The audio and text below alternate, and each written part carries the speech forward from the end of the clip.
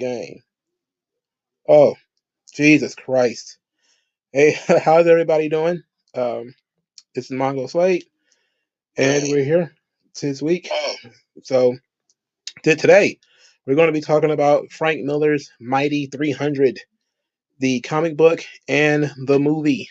There's going to be quite a bit of digging we're going to do. We're going to look into the motivations of Frank Miller, the motivations of Zack Snyder, and his directing of the movie.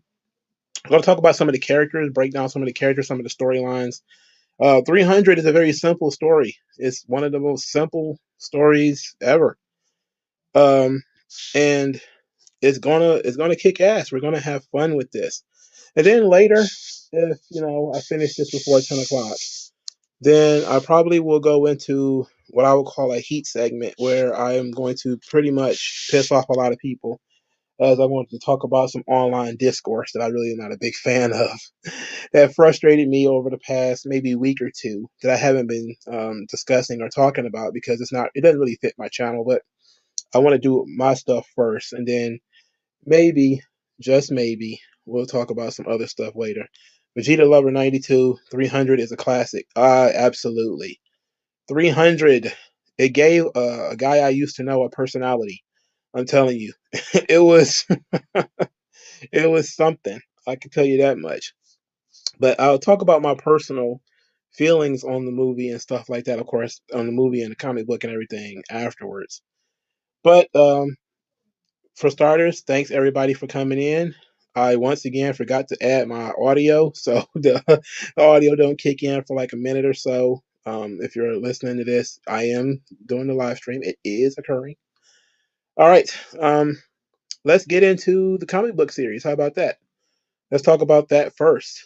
So the comic book series is the art and story is drawn by Frank Miller. Frank Miller is a legendary artist and comic book writer, and he is quite frankly my favorite comic book writer of all time. 300, Ronin, Sin City, I love it all. I'm a huge fan of Frank Miller, and even though I couldn't find a copy of 300, like a physical copy of 300, until I think last year, I read it digitally a couple of years ago, but it's nothing like having the book literally in your hand. Like, that makes the storytelling much stronger. So Frank Miller, the author and artist, his wife Lynn Varney was the colorist for the series, and it was released as a 5-issue story from Dark Horse Comics in 1998. It was then turned into a graphic novel, which means that it was collected and then printed as a hardcover book. I have the hardcover book, so this is nice. So Frank Miller, his decision to write about and draw about Spartans actually comes from an article that he did in New York Magazine, where he talked about seeing the movie 300 Spartans, which is the old 1962 movie. It says, quote, "When I was 5 years old, when the movie The 300 Spartans came out, it was an old Universal movie, kind of a clunky thing. I was sitting in the theater with my older brother, 2 rows ahead of our parents, and towards the end of the movie, I went over and asked my dad, 'Are the good guys losing?' And he simply intoned, 'I'm afraid so, son.'" And this is the kind of movie, I don't think I've ever seen 300 Spartans. It doesn't seem like the kind of movie I would have seen, but um, it's it was fascinating. So he was then asked in Entertainment Tonight about the Battle of Thermopylae, which is what the story is based on. The Spartans versus the Persians in the Battle of Thermopylae in 483, I think, BC. And Frank Miller responded this: "All the great cultures have at least one of these little jewels of war history. A story where you see a tiny contingent of men, or maybe even one man, achieve a remarkable victory, if only of morale, against a tremendous horde. There's the Alamo, Horatius at the bridge, the 47 Ronin, Masada, etc." So That's generally his idea. He's looking at sort of the romantic idea of the Spartans being a small number of people against a large armada of Persians. So he was asked, of course, in one of the many critiques of 300 as a franchise about the depiction of Middle Easterners. The question is actually this: is this really the right historical moment to be releasing a movie about an army of civilized Europeans taking on invading hordes of Middle Eastern barbarians? Which is not necessarily what Xerxes' army is. They're not totally Middle Eastern barbarians. It's supposed to be a mishmash of different cultures, but you know, we're dealing with the left wing media here, and this is what they're talking about. This is during Bush era um, politic, so everything is about protecting Muslims and all that kind of stuff. So here is what Frank Miller responded. I can't really think that way because I wouldn't get any work done. I think it's the same story it was in 480 BC when heroes were tested for what they are. A hero wasn't necessarily the best looking guy in town, or the one who got the woman, or got all the Harry Potter schoolmates to cheer for him.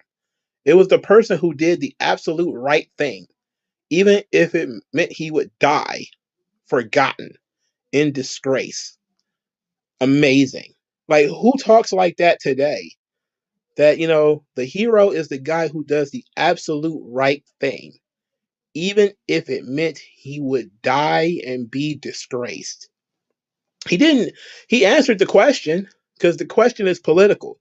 The political question is, in our time where we're at war in Afghanistan and we're trying to kill Osama bin Laden, etc., is it right to be releasing a movie of uh, featuring Europeans as the most civilized people? This guy clearly didn't know anything about the comic book or clearly didn't watch the movie because the Spartans were brutal. All right. The Spartans were brutal. All right.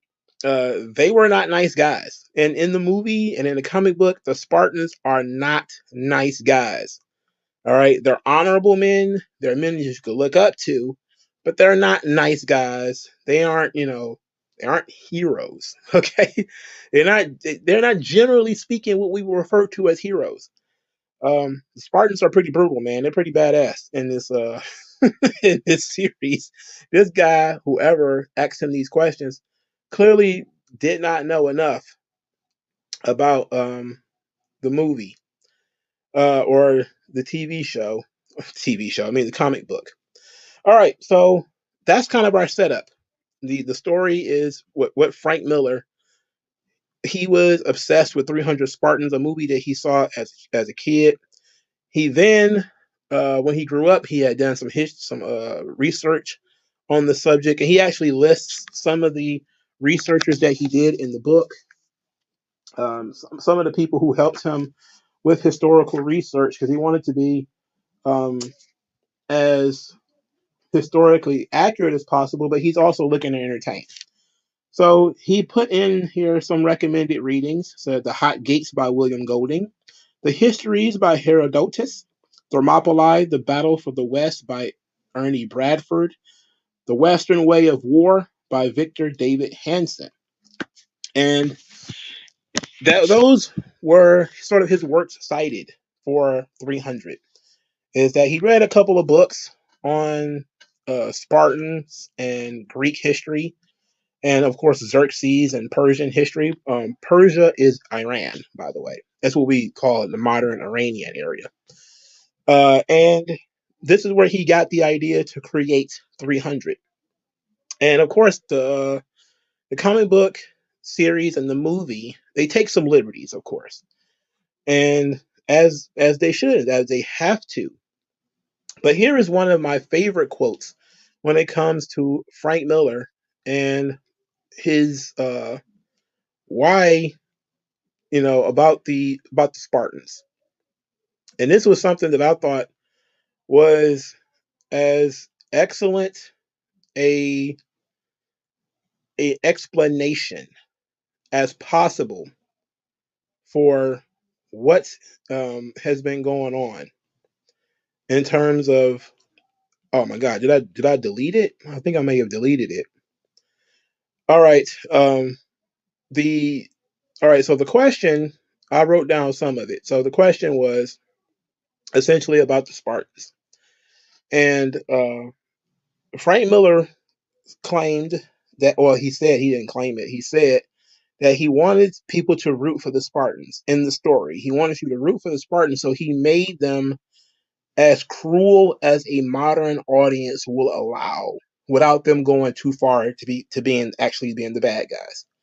So there are certain elements that are missing from the Spartan story, which would normally be in there. For instance, in the early part of the book and in the movie, because the movie is like 99% of what the book is. Leonidas refers to the Athenians as boy lovers. Well, the Spartans also had um, homosexuality and stuff like that in it. But for the purpose of wanting people to cheer for the Spartans, you have to set that the Spartans are different from other Greek societies. So Leonidas is saying we don't have boy lovers in Sparta, even though technically in real life they did. Also, um, this is one of my favorite parts of the movie of the story is when Leonidas is talking to Ephialtes, and about their eugenics program. And we're definitely going to talk about that. We're going to talk about that when we talk about that character, though. But that's one of the many things that really kind of take people by surprise when they watch this movie, and it's a very manly, very masculine movie, because it's about men doing something when other people are trying to stop them. It's about men doing something. So what is 300 about? If you've never read the comic book, if you've never seen the movie, what is it about? It's, again, very simple. Xerxes is an all-powerful king of Persia. He has been going around, much like all great conquerors of his time, defeating smaller nations and incorporating them into his empire. At this point in time, he just wants to take over Sparta. That's his thing. He sends a messenger to Sparta, finds asks Leonidas to surrender, offer up earth and water, and Leonidas kicks the messenger into a pit, yelling, "This is Sparta," and things just go off the rails immediately after that. But it's a very complex story too, because there's a lot of themes in here, such as male camaraderie, eugenics. There's love of country, love of brotherhood, and of course, the most obvious is combat. Spartan philosophy on things like mercy and it's a lot of that stuff in here. There's a lot of things in here, despite the fact that the story is not twisty, turny, gripping melodrama. It's not a lot of that. It's straightforward. Xerxes is coming to Sparta to take over. He's going to come and conquer Greece. That's his plan. And the 300 are going to be the wall that's going to prevent this. Um, Early in the story, you see that Leonidas tries to do things the right way. He goes to what's called the ephors, or the priests, and he has to pay them in order to get their permission to go to war. So basically, it's showing you that the king, even though he's the king, he is not all powerful and can do whatever he wants. There are still people he needs to appeal to in order to go forward in what he wants to do. And the ephors are going to appeal to the Oracle of Delphi. And if the Oracle gives the thumbs up for the Spartans to go to war, then they go to war. What we find is that the ephors, the priests, they are obsessed with Carnea, the festival to the gods. They say, "Hey, we cannot go to war. It's time for the festival to the gods. You can't go." And Leonidas is like, "Look, this is more pressing than your festival. This is serious business. Xerxes is going to take over." And the ephors are like, "No way. Honor the old gods. Honor the gods. Go to your festival. Do not wage war."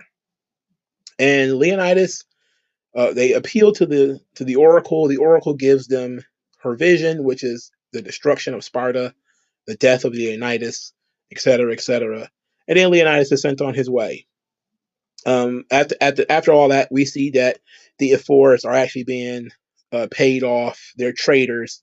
Which is another theme in here, is how betrayal brings down great empires. The Ephors are being bought off by Xerxes. In the movie, there's another councilman there. He is not in the comic book. Anything that involves that guy and the queen is not in the comic book. It's literally that simple. The movie is very simple. It's essentially the comic book plus some stuff. All right. It's even got the same dialogue, for Christ's sake. But that's even like the best part of it. So from there, Leonidas decides he's going to, quote, go for a walk. He's not going to break Spartan law. What he's going to do is he's going to, quote, go for a walk, but he's going to take his bodyguards with him. And his bodyguards consisted of 300 Spartans. So he's technically not going to war because he's not taking the whole army. He's taking 300 of his bodyguards, and they're going to go for a walk in which they're going to get into a conflict with Xerxes. Um, Despite this, Leonidas makes some partnerships with other Greeks. I believe, I forget, I think they call the Arcadians, I believe they're called. And this is where we get the famous scene of there's only 300 Spartans, but there's thousands of Arcadians. And they're like, why did we bring more soldiers and more warriors than you did? And then Leonidas asks, Arcadian, what is your profession? What is your profession? And then, of course, what are the Spartans' profession? Their profession is war. Their profession is battle. It's a fighting society. And he says, I bring more warriors than you did. The writing is actually what makes 300 incredibly strong because of the way that Frank Miller crafted the story through the narration and everything. It's phenomenal. So essentially, from that point, we go to the Battle of Thermopylae, and Leonidas is getting into it with Xerxes. So it's an excellent story from that point forward. Spoiler alert: the movie came out in 2007. If you ain't seen it by now, too bad. It's 15 years. The 300 are killed, all of them. That's just kind of how it works. And you get the general idea of the story is that Leonidas was provoking Xerxes and was trying to manipulate the Greek armies to combat Xerxes.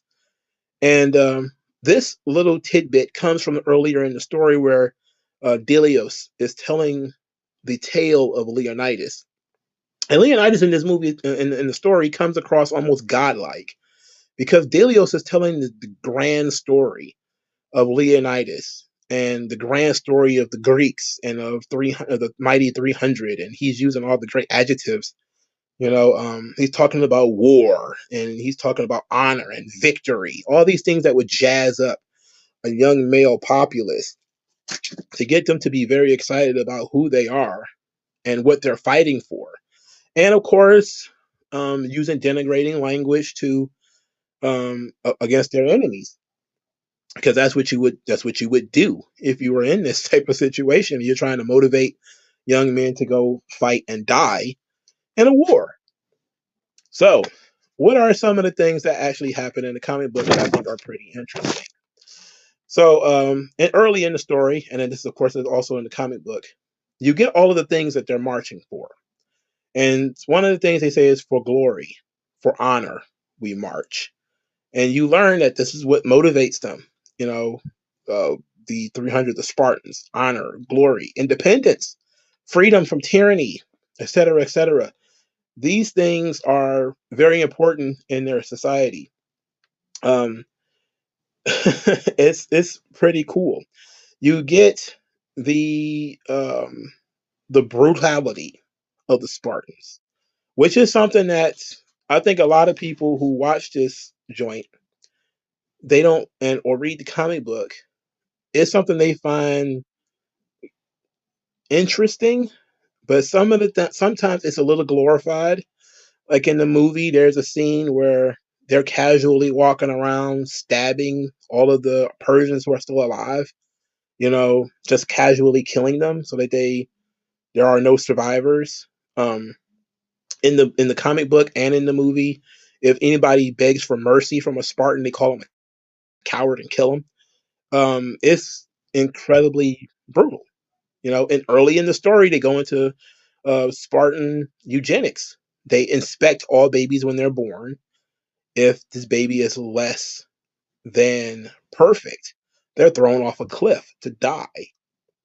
And this, of course, really ruffles some feathers of some people who, but we'll talk about it a little bit more when we get there. But you see the brutality of Spartan society, and you question because you don't really get to see that often. You get to see the Persian society. You don't really get to see it. You're basically told by Dilios that Xerxes is this all powerful, um, super arrogant guy who believes that he's a god king who tempts with wine and women and money and all this sort of stuff. He's not motivated by honor. He knows nothing of honor. He knows nothing of glory. He's not even a warrior himself. He's kind of a fancy pants. In the movie, he comes across very effeminate. He also comes across pretty effeminate in the comic book. I think that was by design. They wanted Leonidas to look very strong, very masculine, and his enemy to look effeminate, but to also have some elements of masculinity in himself, because Xerxes is literally the devil in this story, in so much as he finds ways to tempt and to cause betrayal and to sow dissension in these societies. Um, so it is very interesting there, but that's basically a Delios, his creation of Xerxes, and you actually get that idea once you realize that it's a Spartan telling the story. You get what Zack Snyder noticed when he was doing the movie, that you're getting this story from the Spartan perspective, which is something a lot of people don't really understand, that the Spartans are glorified in this story because it's a Spartan telling the story. Like very, very rarely is the narrator an active participant in the story. Now, if you're reading this comic book or watching the movie for the first time, you might not catch that the narrator is actually part of the army, but he is. So of course he worships Leonidas and thinks Leonidas is great.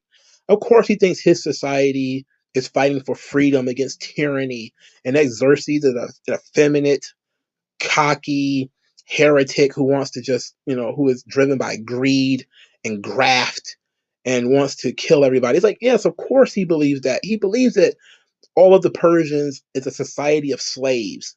He believes that because he's Spartan. He's not there to be 50-50. He's not going to give you the positives of being Persian. He's a Spartan. You know, Xerxes is evil. He's trying to take over our society. This, of course, you can extrapolate from this that those who write the history books get to tell the tale of who is strong, who is weak, who is good, who is bad, who was the heroes, who were the villains. The people who write the history are the ones who get to do that. And Delios in this story is the history. He's the storyteller. He's the one who's telling you everything. He's the voice in your head. So he's the one that, if you were a young Spartan, these are all the things that you need to know. That your king was mighty. Your king was brave. Your king knew that his death was coming and he faced it boldly. And all of the others knew that they would likely die, but not one of them turned around. Not one of them ran away. They all fought and died with honor, because Delios, a Spartan who fought alongside them all, is not going to denigrate them. He's trying to motivate. At the end of the story, you see that Delios is leading 10,000 Spartans and 30,000 free Greeks to war against Xerxes. He is really making you hate Xerxes. Like that's the idea. Um, that's what he wanted. So that's the story that you get going into it. So let's get into some of the character stuff, because the character stuff is some of the best, despite the fact that it's very short. Again, it's only 6 issues, 5 or 6 issues. You can read the comic book in one sitting, and you could watch the movie. The movie is flawless, with the exception of some of the stuff that Zack Snyder decided to add, which took away a little bit from the movie. But it probably would have been too short if he would have deleted that stuff. But who knows? We'll talk about that in a minute. But let's talk about. We've already talked about the characterization of Delios, who is the storyteller. He is the one, the survivor. Delios loses his eye in the battle, and Leonidas turns him around, sends him home. Once Leonidas knows that the battle is essentially lost, he sends behind Delios. He sends him back to Sparta and says, you know, tell them of us. Tell them about us. Tell them what happened here. You know, it's going, you, the survivor, have to turn everything around. You know, you have to convince the E4s, the council, to go to war. And you're the storyteller, right? Nobody can weave a better tale than you. And so that's what he does. And that's really how we get through to the story, is that we are actually being recruited to root for the Greeks, to root for the Spartans in this story, because we're following what Delios says and what Delios thinks. Now, Leonidas. Leonidas is an excellent character. It's a lot about philosophy with Leonidas. Leonidas represents modern ideas of reason, justice, law, and especially Spartan law. And it's a interesting idea because he doesn't actively subvert Spartan law. You know, he knows that by going to battle against Xerxes when he was told not to, committing acts of aggression during the Carnea without the say so of the oracles and the gods, essentially, that he was probably going to get killed for it. And he accepted that responsibility because he saw this as being something that was important to him and important for their, not just Spartan society, but all of Greek society. And so he subverts the law by saying he's just going for a walk. But he doesn't out and out break the law, because the law matters. This is the rule of law. This is what Leonidas represents. This is the Western way. The Western way is the rule of law, meaning that no man is above the law. But Xerxes believes himself to be a god. Xerxes writes the law. Of course, Xerxes is above the law. So in the comic book, you get this nice little passage where Leonidas talks about what he represents, trying to move into an age of reason, an age of justice, an age of law, and doing away with the old ways, the ways of Xerxes, which is the ways of kings, where our man could be above the law. So Leonidas knew that this was a one-way trip the entire time. He knew it from the start. But he wanted to stoke the flames of freedom into the Spartans and the Greeks in order to lead a true leadership position to lead against Xerxes. So it was all about him martyring himself, which was his entire belief. And it was essentially what most of the 300 come to understand a little bit later, is they're not coming back. But it didn't matter, because this society is worth fighting for. And every single man believes that, because every single man is a part of this society, knows what this society means.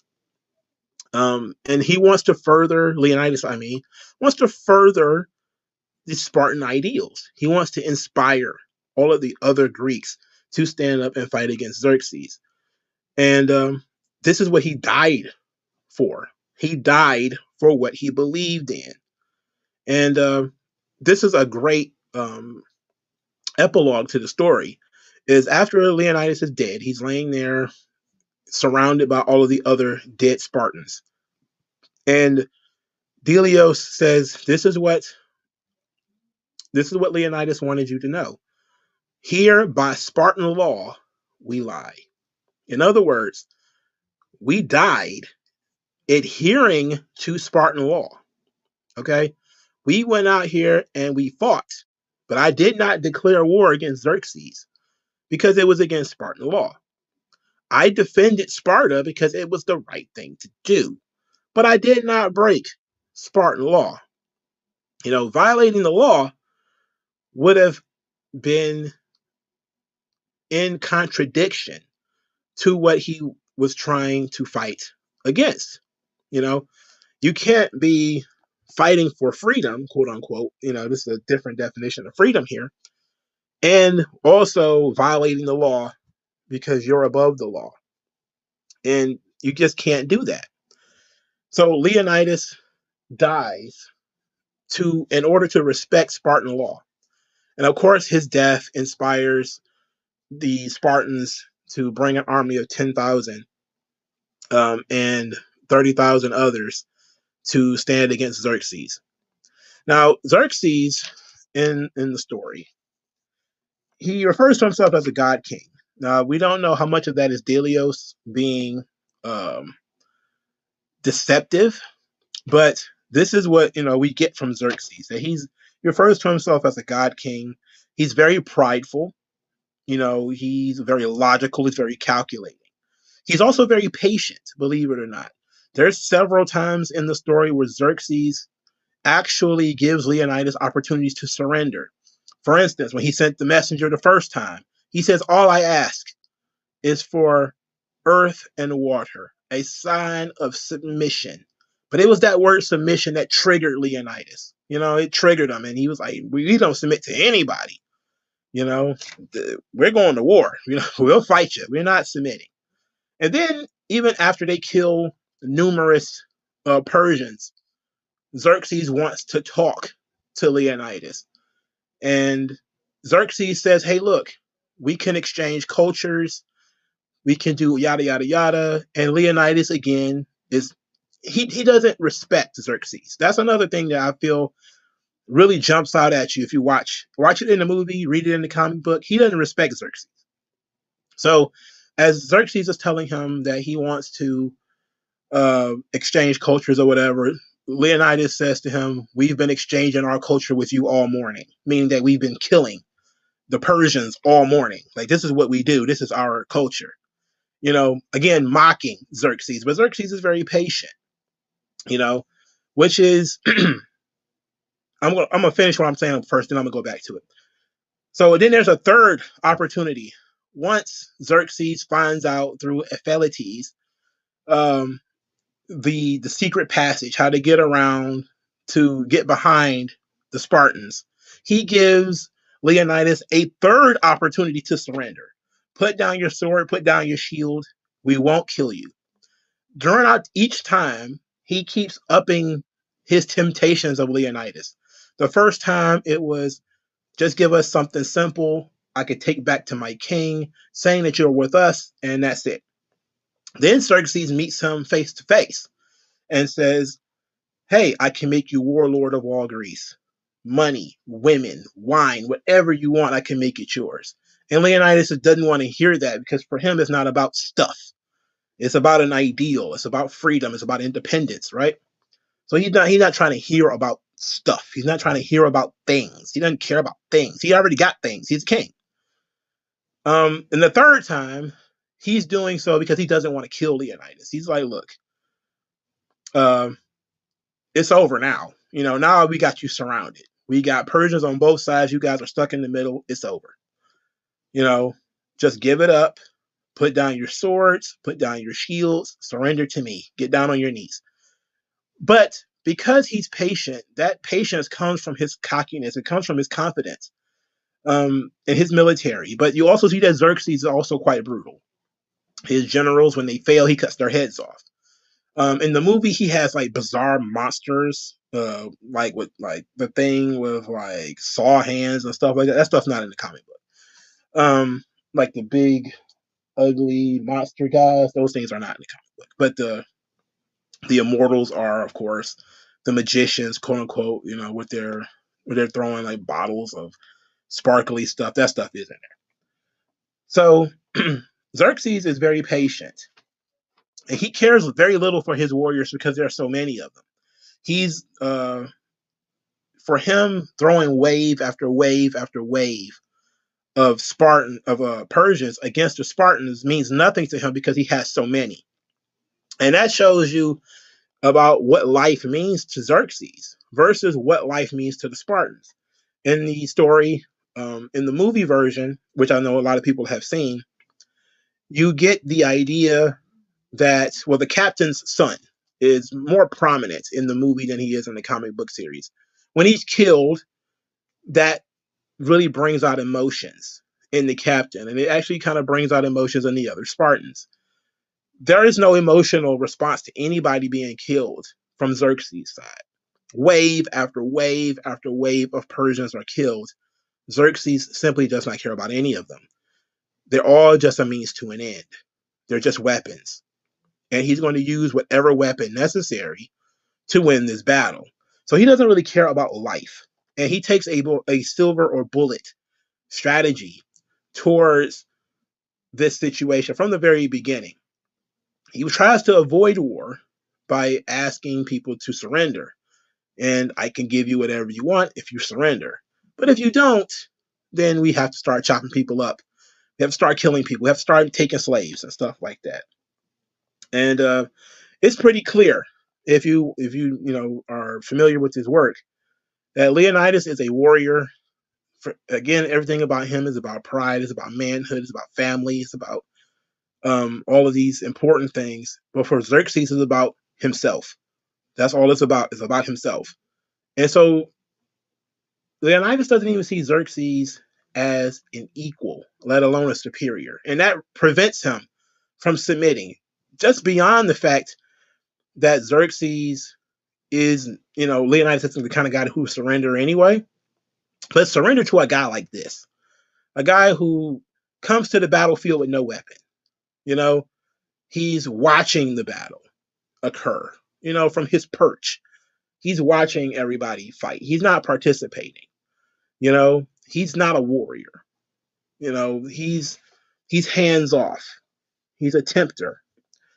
And it's a very interesting situation.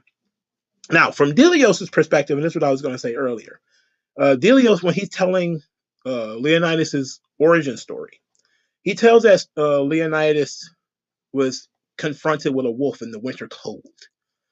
And Leonidas flees temporarily from the wolf, and the wolf leaps after him and gets stuck in between two rocks. This allows Leonidas to take his time and kill the wolf, to trap the wolf and to kill him. In this situation, Xerxes is supposed to be the wolf, right?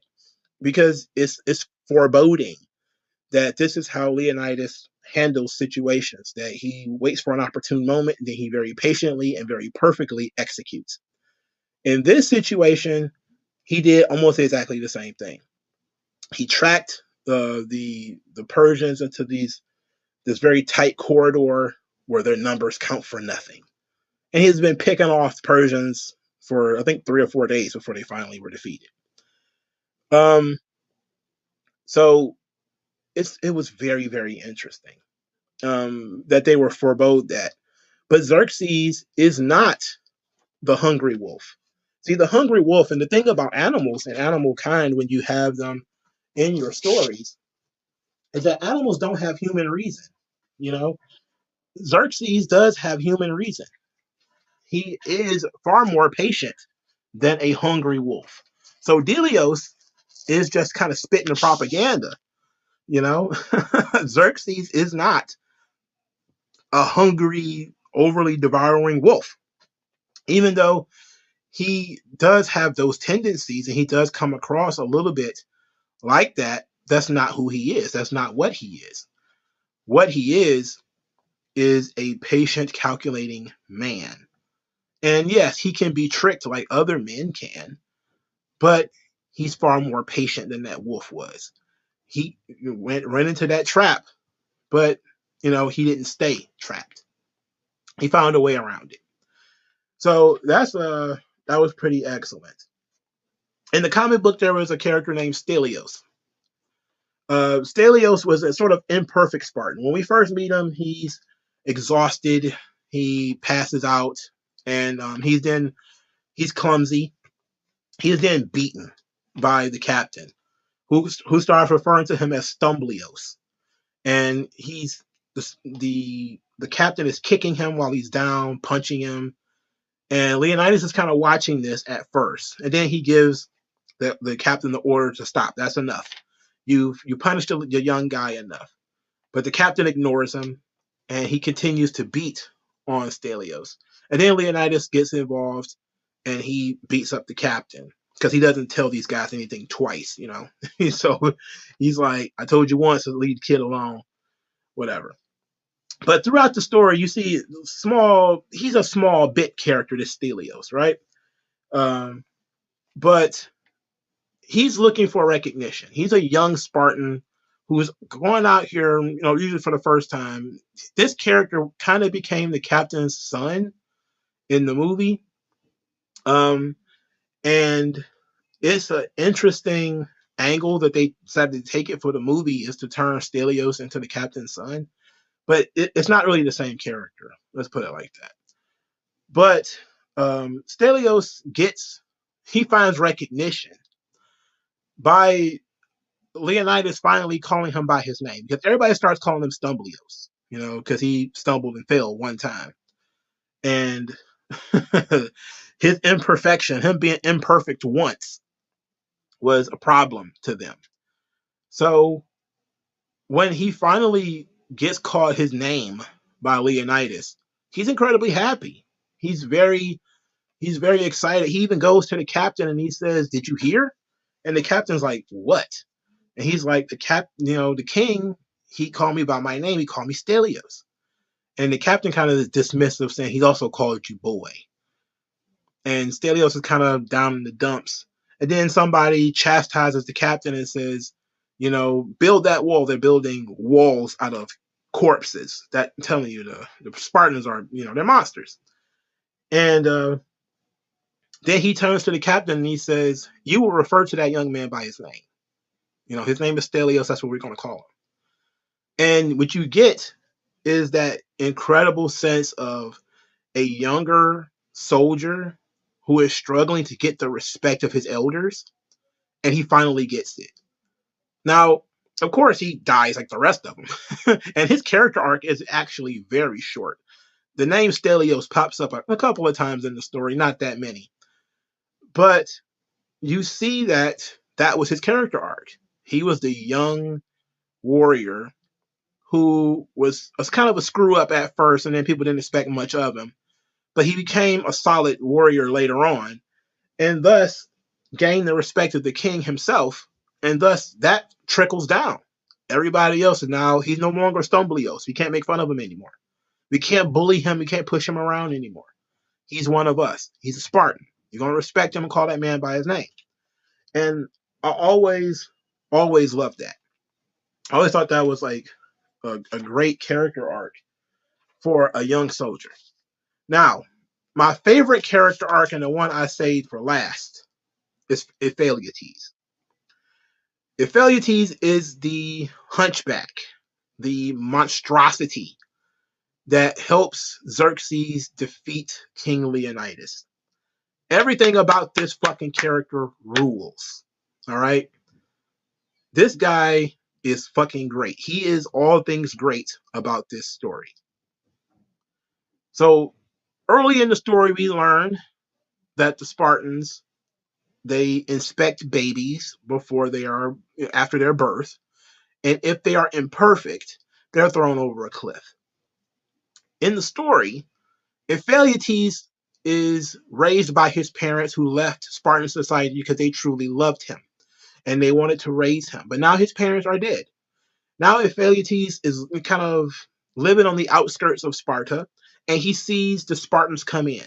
He's got his father's old armor, his old helmet, but the helmet doesn't fit because his head is misshapen. His body is so mutated and weird that he can't properly do much of anything. And for him, for Ephialtes, Sparta is a mythology. It's a heritage. It's a birthright. He's always heard about the greatness of Leonidas, the greatness of Sparta. He wants to be a part of that. He's been training his entire life, and now he's got his opportunity. He's going to show up and talk to Leonidas about joining the military. And this is an excellent piece. I mean, it's so good.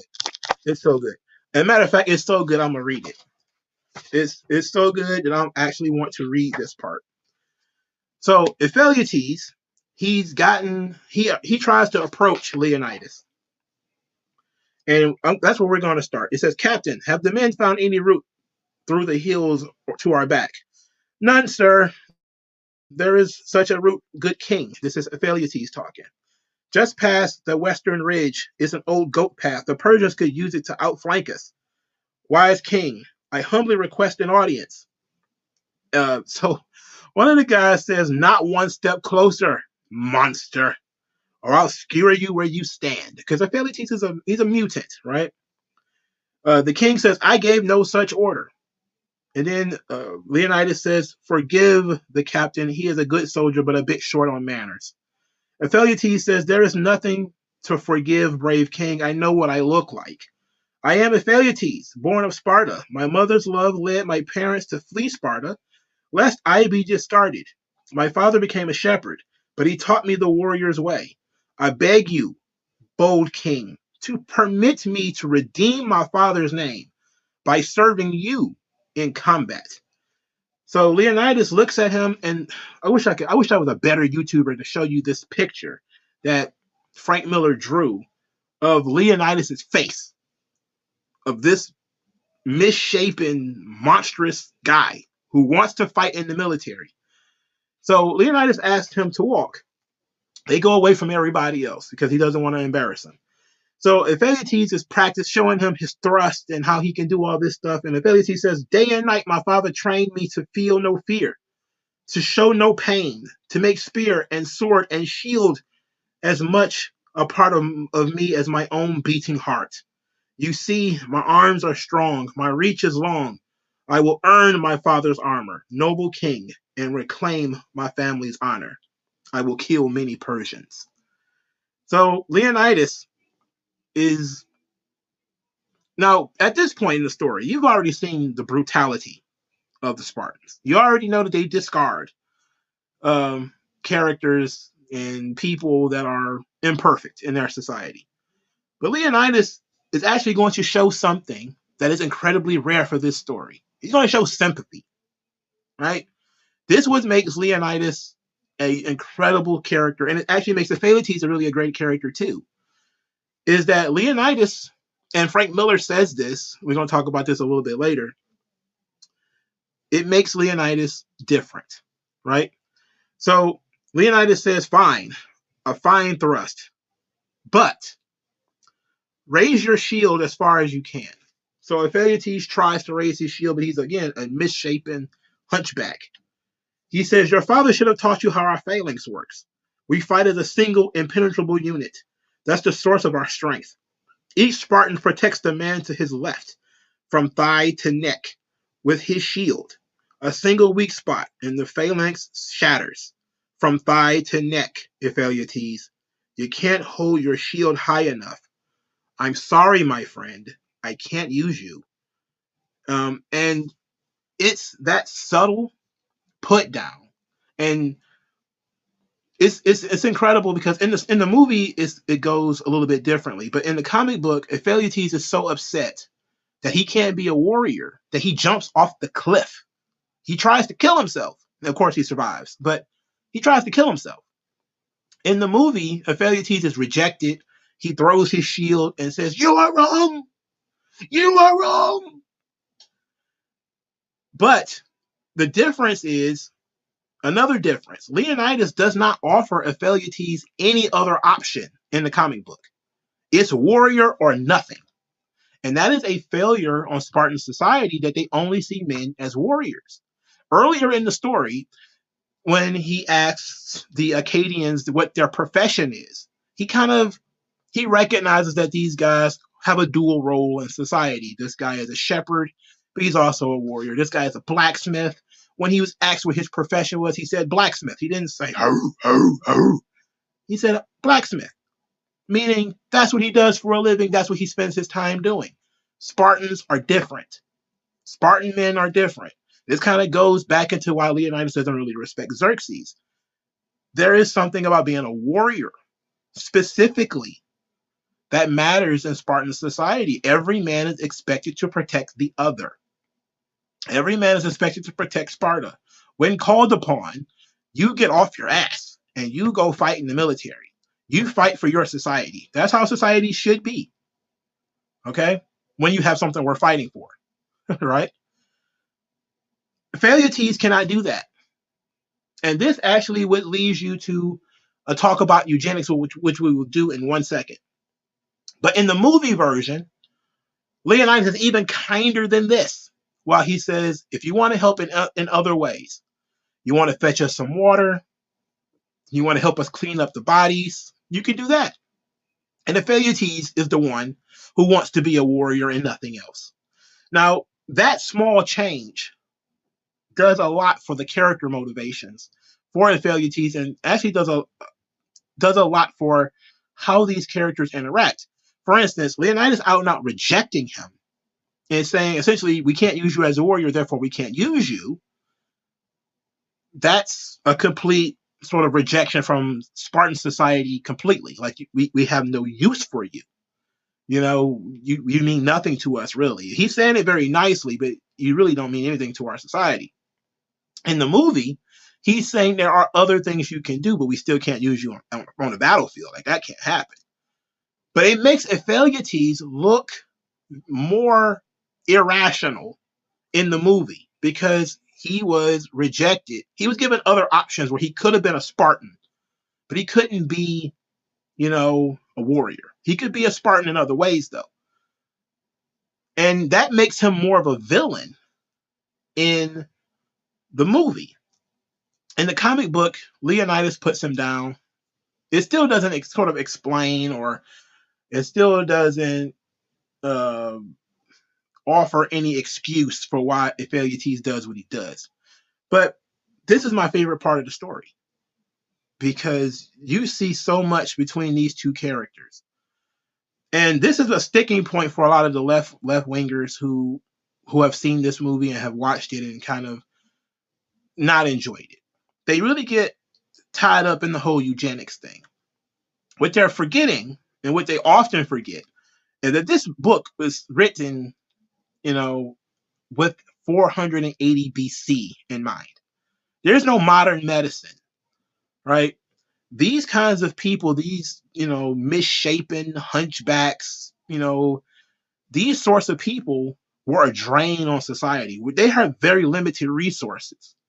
These people cannot fight in the military. Their ability to work is limited. They're a drain on society. They're a drain on society right now, right? But we have modern medicine. We have a safety net and all that kind of stuff to take care of people who are crippled and, the blind, the deaf, the injury, those kinds of people who have cancer and stuff like that. We can take care of those people. Back then, they couldn't, right? You were just a drain on society. Why waste resources on you when there are other children who could be born, who could use that protein, who could use that water, who could, till these fields, or, do whatever, be good husbands and all this kind of stuff. Why waste the resources? It wasn't we hate the crippled. It was our society is on the line literally all the time. We have limited resources. We don't have what it takes to take care of these people. And in some ways, it's a kindness to kill them as a baby, especially if you notice it as a baby. But if you actually see this again, mentioning to tie two things together, Leonidas sent back Delios. Delios lost his eye, right? So Delios is handicapped at that point. When he gets turned around and sent back, it's not just because he's a good storyteller. It's also because Delios is half blind. He can't see perfectly anymore. He's a danger on the battlefield. So he turned him around and sent him back. It's never said that that's the reason why he sent him back, but you can tell that's why he sent him back. You know, it was an easy decision to make. And he told him, "You're the storyteller. You know, you go tell our story." But in reality, you see that he's a warrior with one eye. You know, he he's going to be, a target on the battlefield. Now he can still participate in the phalanx because he's perfectly fine in that regard. But what about in other types of combat? He can't check his own back. He's got, depth perception is kind of screwed up because he only got one eye now. So you see that this is about practicality. It's not a moral position to, get rid of people who have eugenics or people who have deformities or whatever. It's a practical situation. Practically speaking, that's the same reason why you don't see any old people in this battle. There's a reason why you don't see any fat guys in this battle, right? There's reasons why you don't see these kinds of people in these battles or in these wars. It's because a guy like Ephialtes puts the entire army at risk. And enough of these people in your society puts your society at risk. And that's common sense. For societies that have very minimal resources, it only makes perfect sense for you to limit the amount of deformed people that you have in it. One of like I said, I used to study African societies, and one of my favorite sayings, it's crazy because I don't remember where I saw it, but I remember the words almost perfectly. It is, one baby is a blessing, two is a curse, right? And they said it's like having twins. It's like praying for rain and getting a thunderstorm. You can't take care of two babies in this society. We have very limited resources. So what they would do is they would take one of the babies and put them out, and they would take both of them actually and put them out in the forest. And they would come back the next morning. And if one of the babies was still alive, that's the one that they would raise. And it's brutal. It's brutal. But that was the way those societies had to run. You couldn't take care of two babies in those African societies at that particular point in time. You couldn't do it. And it seems like a lot of people are trying to divorce the setting, which is 480 BC, from their time, which would be 2007 or 1998 or whatever the case may be, where we have, the miracles of modern medicine and a social safety net. And we have, evolved morality where, somebody could be brain dead. We still don't feel comfortable pulling the cord on them immediately, even if they're brain dead. We still give them time to, come out of it, And in doing so, we do waste a lot of resources, keeping people alive longer than they probably would normally be. And because we do so, because we believe that life has value. But these people understand, too, that their lives also have value. There's only so much food. There's only so much water. There's only so much medical supplies. There's only so much they got. So the argument that I saw about Spartans, believing in eugenics and all that kind of stuff, yes, it's true, but most societies did. Most societies did believe in eugenics because it was smart to believe in eugenics. Why wouldn't you? Why would you run the risk of your society being destroyed? And I don't know. It just doesn't make sense. But it's my favorite part of the story because it humanizes Leonidas quite a bit. And at this part, you're thinking he's like a violent brute because he's murdered that messenger. He's been mocking Xerxes about all the people he's killed. They're building walls made of human corpses. It's all grotesque. It's all gross. And then he meets this guy, this poor guy, who just wants nothing but to be, a warrior and to earn the respect of the king and to restore the honor of his father's name. And he can't let him give him that opportunity. And he offers up, apologies to that young man and says, "Look, I can't use you. Sorry." So, Ephialtes, he, of course, after he tries to kill himself in the comic books, he survives. And then he decides he's going to try to prove um, Leonidas wrong, that he is useful. So he goes to Xerxes. He tells Xerxes about the secret path to get behind the 300. And this is where we get, one of my favorite Xerxes moments, where Xerxes is talking to Ephialtes, and he gets Ephialtes to surrender and to give up the information. And we get this really good Xerxes we get this really good Xerxes monologue here. And I find it to be fantastic. So fantastic that when I find it in this book, I'm going to read it. As a matter of fact, here it is. Xerxes says to Ephialtes, "Your gods were cruel to shape you so, friend Ephialtes. The Spartans, too, were cruel to reject you, but I am kind.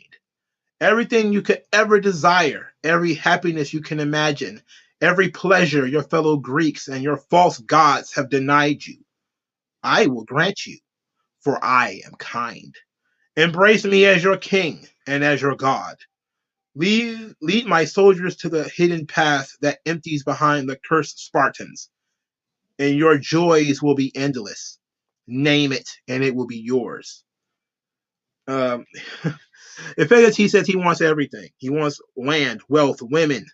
And he says, "I want one more thing." And Ephialtes says, "Okay." He says, "I want a uniform." And I want to talk about that because that's a really good, that's a thumbtack moment right there, okay? So then Xerxes says, "Done. I am kind. Cruel Leonidas demanded that you stand. I require only that you kneel." Like that whole thing just gives me goosebumps, because you see that Ephialtes is so weak. Emotionally, he's damaged at this point, right? He's been rejected. He's not really in his right mind. He kind of is, but he kind of isn't at the same time. And Xerxes is taking advantage of it. But here's the cool thing, what I said about the uniform. What was Ephialtes, what was the thing that he wanted to do? He wanted to earn his father's armor. He wanted to restore his father's honor. He wanted to be a Spartan. He wanted to look like the other Spartans. He wanted to be like the other Spartans. When he asks Xerxes for a uniform, he wants to be Persian, right? So you see that Ephialtes just wants acceptance. That's what he wants. He wants somebody to appreciate him. And that uniform is a sign that he's a part of something. There's a doctor. He wrote It's called the War on, not the Myth and Male Power. Oh God, his name is Dr. Warren Farrell. That's his name. He says that women are human beings, men are human doings. In other words, women gain validation just from being women, while men have to do something. And he says that one of the great ways you can see this is all the sculptures of women are usually of them naked. The female form itself is just seen as beautiful, and it's accepted that women are often naked or often depicted as naked because they don't have to do anything. And when it comes to men, men are often depicted in some kind of uniform. They have some kind of adornment to show what their status is. They have to wear some kind of uniform in order to prove themselves to people that they are on now a different level, that they're not a commoner. They're not just a normal guy. Ephialtes is trying to be somebody. He wants to be somebody. Like Vegeta Lover says, he wants what everyone wants. He is as human as everybody else. He has the same failures as everyone else. So now we get the third part of the Phaleates story. Xerxes has flanked Leonidas and he's given him the opportunity to surrender. Put down your sword, put down your shield. Now, there's two different versions of this. The comic book version, Phaleates is just watching. And he's watching Leonidas to see what Leonidas does. And he wants Leonidas to surrender. He doesn't really want to see Leonidas die. He doesn't want to see his fellow Spartans killed. He wants them to surrender. But Leonidas refuses. And then Leonidas looks at Ephialtes and he says to him, Ephialtes, may you live forever. That's a curse, all right? That's disingenuous. He sees that Ephialtes is guilt-ridden. And he wants him to live forever with that feeling in his gut that he betrayed his people. That's a curse. He cursed Ephialtes. Now, in the movie, Ephialtes comes out and begs Leonidas to surrender. And the same thing happens. He looks at him and says, may you live forever. But in the comic, it's far more subtle because Ephialtes is not trying to be seen by Leonidas. You know, he doesn't want to be seen. You know, he wants to keep his treachery a secret. In the movie, he just comes out with it, you know. But in both stories, you see that Ephialtes regrets his decision. After the wine and the women and all of the promises, it all boils down to, at the end of the day, he is a Spartan. And he still has in his mind all of the things that he was raised to believe. He has his parents' legacy. He is his parents' legacy. He is all they have.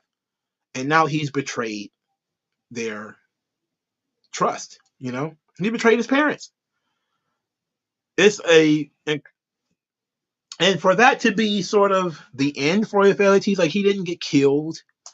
He doesn't, he's not, murdered viciously at the final battle or anything like that. He survives. So Leonidas got what he wanted. Ephialtes survived. Only Spartan that lived. And two Spartans lived. One was Delios, who was sent away, and the other was Ephialtes, who was a traitor.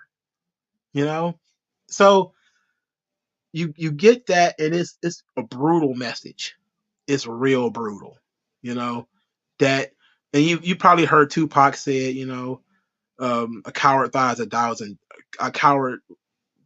a thousand deaths. I don't know what, my list is terrible here, but a brave man dies but once.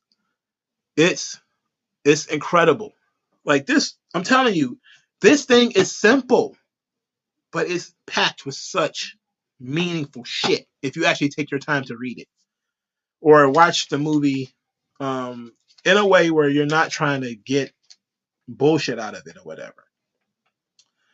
So that's a breakdown of what I believe are the most important characters in the series. Now, in the movie, let's talk about the movie a little bit. So the movie, it was released in 2007. It was directed by Zack Snyder. Gerald Butler becomes King Leonidas.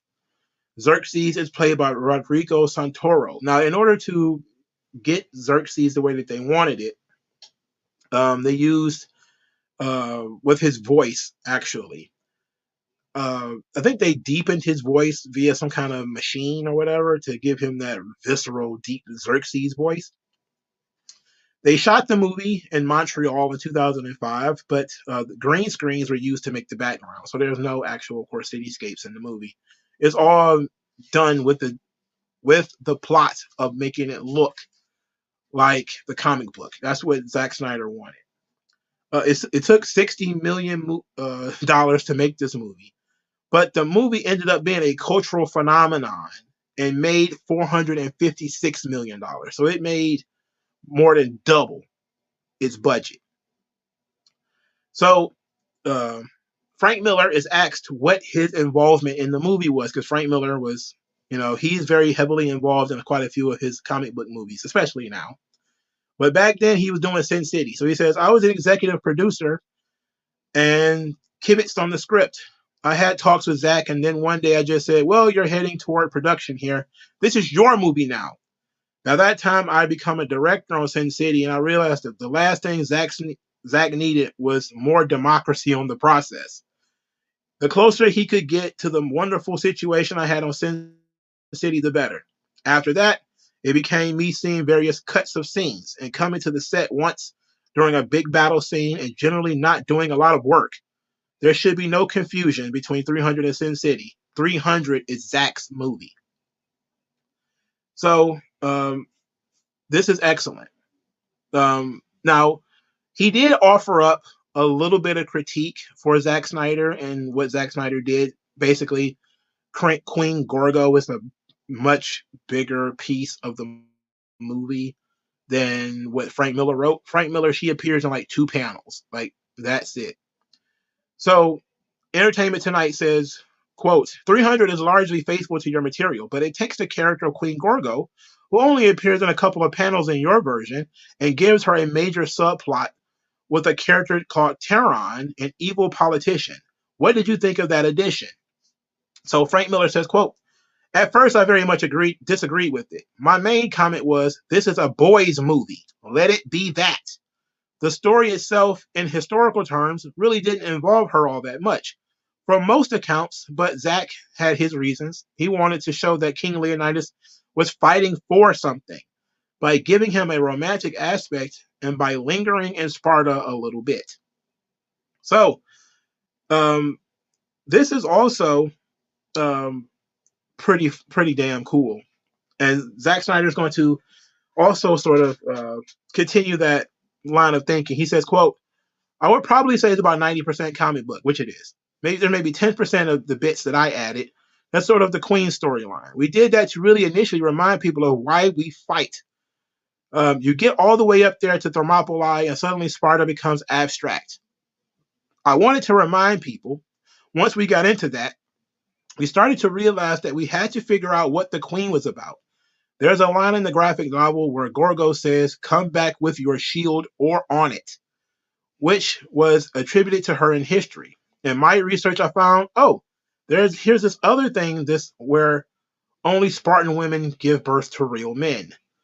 That was another line I found attributed to her. If you combine those two, what kind of character is that? Who is that woman who said these things?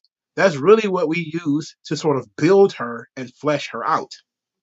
So that was generally his plan. That was his idea, to sort of flesh out the female character of the movie. But understand, Frank Miller said this is a man's movie. This is supposed to be about men. That's what this is. This is a boy's story. You feel me? Can people even say that today? Can people even come out and say this is a boy's movie today? This is 15 years ago. Nah, nobody can come out and say, hey, this is a boy's movie. What are you doing?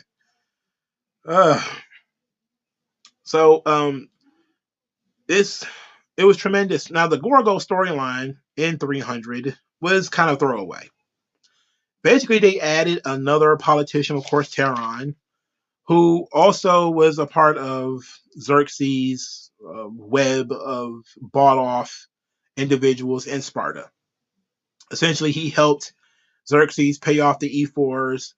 He forced himself upon Gorgo and had sex with her. I guess he couldn't. I guess he really didn't force himself. She offered, I guess you could say, but it was implied that she would have to have sex with him in order to get to have a conversation with the council and all that kind of stuff. Then he stabs her in the back in the end by claiming that he did not have sex with her and that she was a whore who just offered herself up to various men in order to get what she wants, and her husband's waging war. This, of course, leads to the Queen killing him and, coins falling out of his purse or whatever, and they find out that he's a traitor. But that's really just stuff that Zack Snyder added. But it did give me one of my one of my favorite lines when Tehran is giving this speech about how Gorgo is basically a whore. He he says he wants her removed from the chamber with her inglorious and shabby self, which is said with the utmost disgust. And I was like, you know what? Him being added into the movie, didn't mind it. I didn't need the sex scene or anything like that, or her using sex in order to get a political position. Didn't really need that. Kind of doesn't make her come across as a really strong character where she kind of has to throw her body at people in order to get what she wants. But that's a narrative decision he probably wouldn't have made today. Um, he certainly wouldn't have made that decision today because the feminists would have been jumping all over him if he'd have done something like that today. But that was really all he really added to the story. Zack Snyder's movie is almost exactly the same as the comic book, line for line. The dialogue is even the same, and that the movie gives you chills because the way that the dialogue is delivered, the way Delios does his narrations, they tied up some things far closer in the movie than they did in the comic book. For instance, the wolf being Xerxes is something that you really get in the movie. It's in the comics, it's there if you're paying attention. In the movie, they make sure that you get that Xerxes is the damn wolf in this story. You know, Also, there's another minor change is that in the movie, all of the 300 Spartans are fathers, with the exception of one, who is the son of the captain. That wasn't really the case in the comic. The comic was, his quote unquote personal bodyguard, which were hand chosen 300 Spartans. In the movie, it was, 300 men who have already have children, and they're going to go off and protect Leonidas as he quote unquote goes for a walk. And that was really the big changes that he made. He didn't really make a lot of huge changes, and that goes to show that you don't need to change comic book movies too much in order for people to get them. Again, 300 gave people a personality. I mean, how long did UFC ape 300? Like it gave UFC a brand image. That's how popular 300 was. But we got to do the David Mamet questions, the 4 questions. Let's do that real quick. So, 1, what does your hero want? Well, Leonidas is fighting to stave off tyranny. He sees this as a fight of freedom for his way of life, for his independence, the free men of Greece versus the slaves of Persia. That's kind of how he sees it. He wants to prevent the enslavement of Sparta. That's his goal. Second, who stands in their way? Of course, it's the vast army of Sparta. I mean, of Persia, but also the betrayals in Sparta. Ephialtes, the E4s, Councilman Terron in the movie. These people are impediments to Sparta. These people want to be, in some ways, Persian because they're already bought off. And that's an important piece that's almost always, in the way. Also, I didn't write this down, but Leonidas is also in his own way. If he'd have broke Spartan law, because Spartan law is also in the way. If he'd have broke Spartan law, they would have won and would have survived and everything would have been great.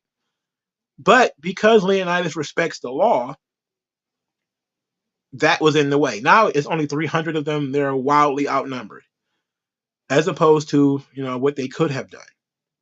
What happens if they don't get it? That's the simple ones. All of Sparta is enslaved, destroyed, or whatever.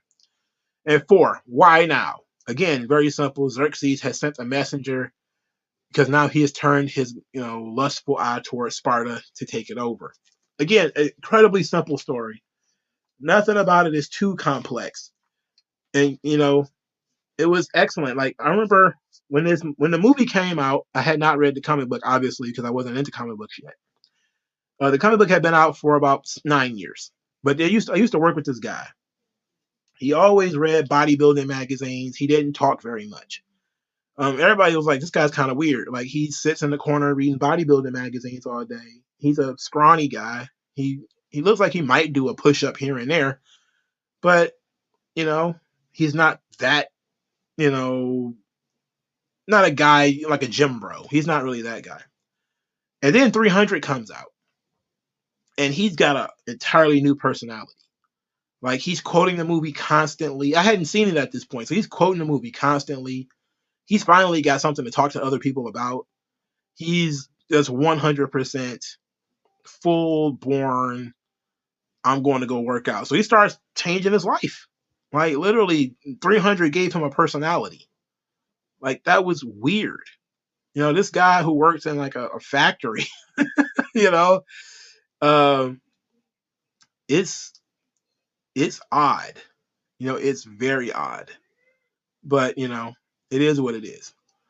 Um, so that's pretty much the wrap up, man. Like this stuff is a tremendous franchise. I know they did the Frank Miller did another comic book on Xerxes. I have not read it. I heard it wasn't very good. Maybe I'll get around to reading it eventually. The second movie that Zack Snyder came up with, I don't remember seeing it. I remember Leva Green being in it. Eva Green, I'm sorry, but I don't remember that much about it. And in looking up this movie, I see that Zack Snyder wanted to make a third movie that was, he says, a gay romance or whatever, and Warner Brothers wouldn't have it. So you know what? I am absolutely happy that he didn't get to make that movie, because I think the second film and probably the, you know, Frank Miller's second comic book did, you know, kind of damage the franchise already. But 300 is tremendous. 300 is tremendous. I highly suggest it for anybody who didn't read it or watch it. I suggest you read it and then watch the movie. Both of them are quite good. You could kill both in a weekend, you know, and you're gonna want to watch the movie more than once, and you're gonna want to read the comic more than once. I promise you that.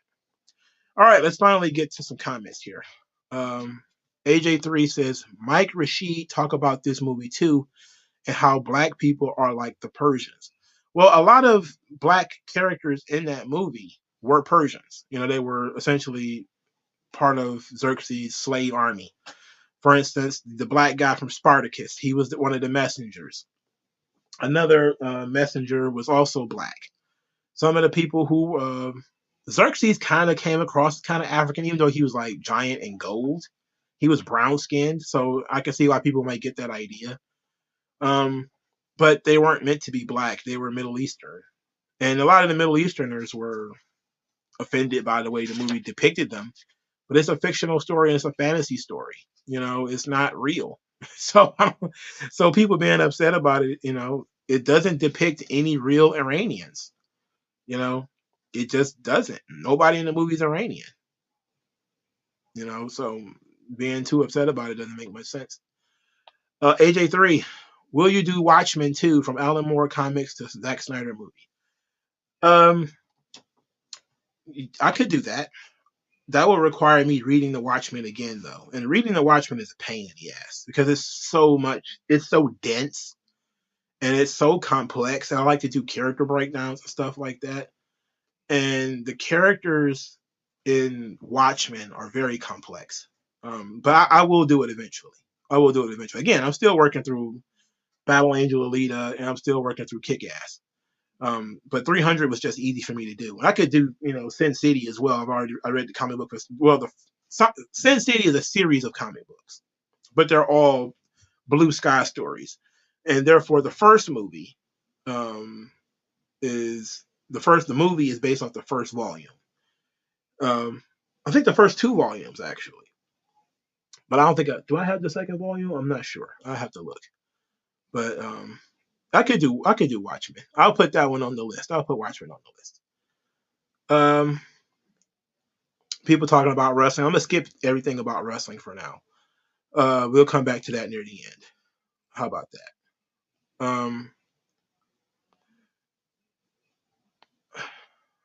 Vegeta Lover 92. This is Sparta giving to Gerald Butler to base a career off of. Hell yeah. I think Zack Snyder actually said that he wanted to have a movie with no stars in it because he didn't want, that to be what the movie was about. He didn't want the movie to be about stars. But my God, he made Gerald Butler a star for sure. He became huge after Leonidas. You know,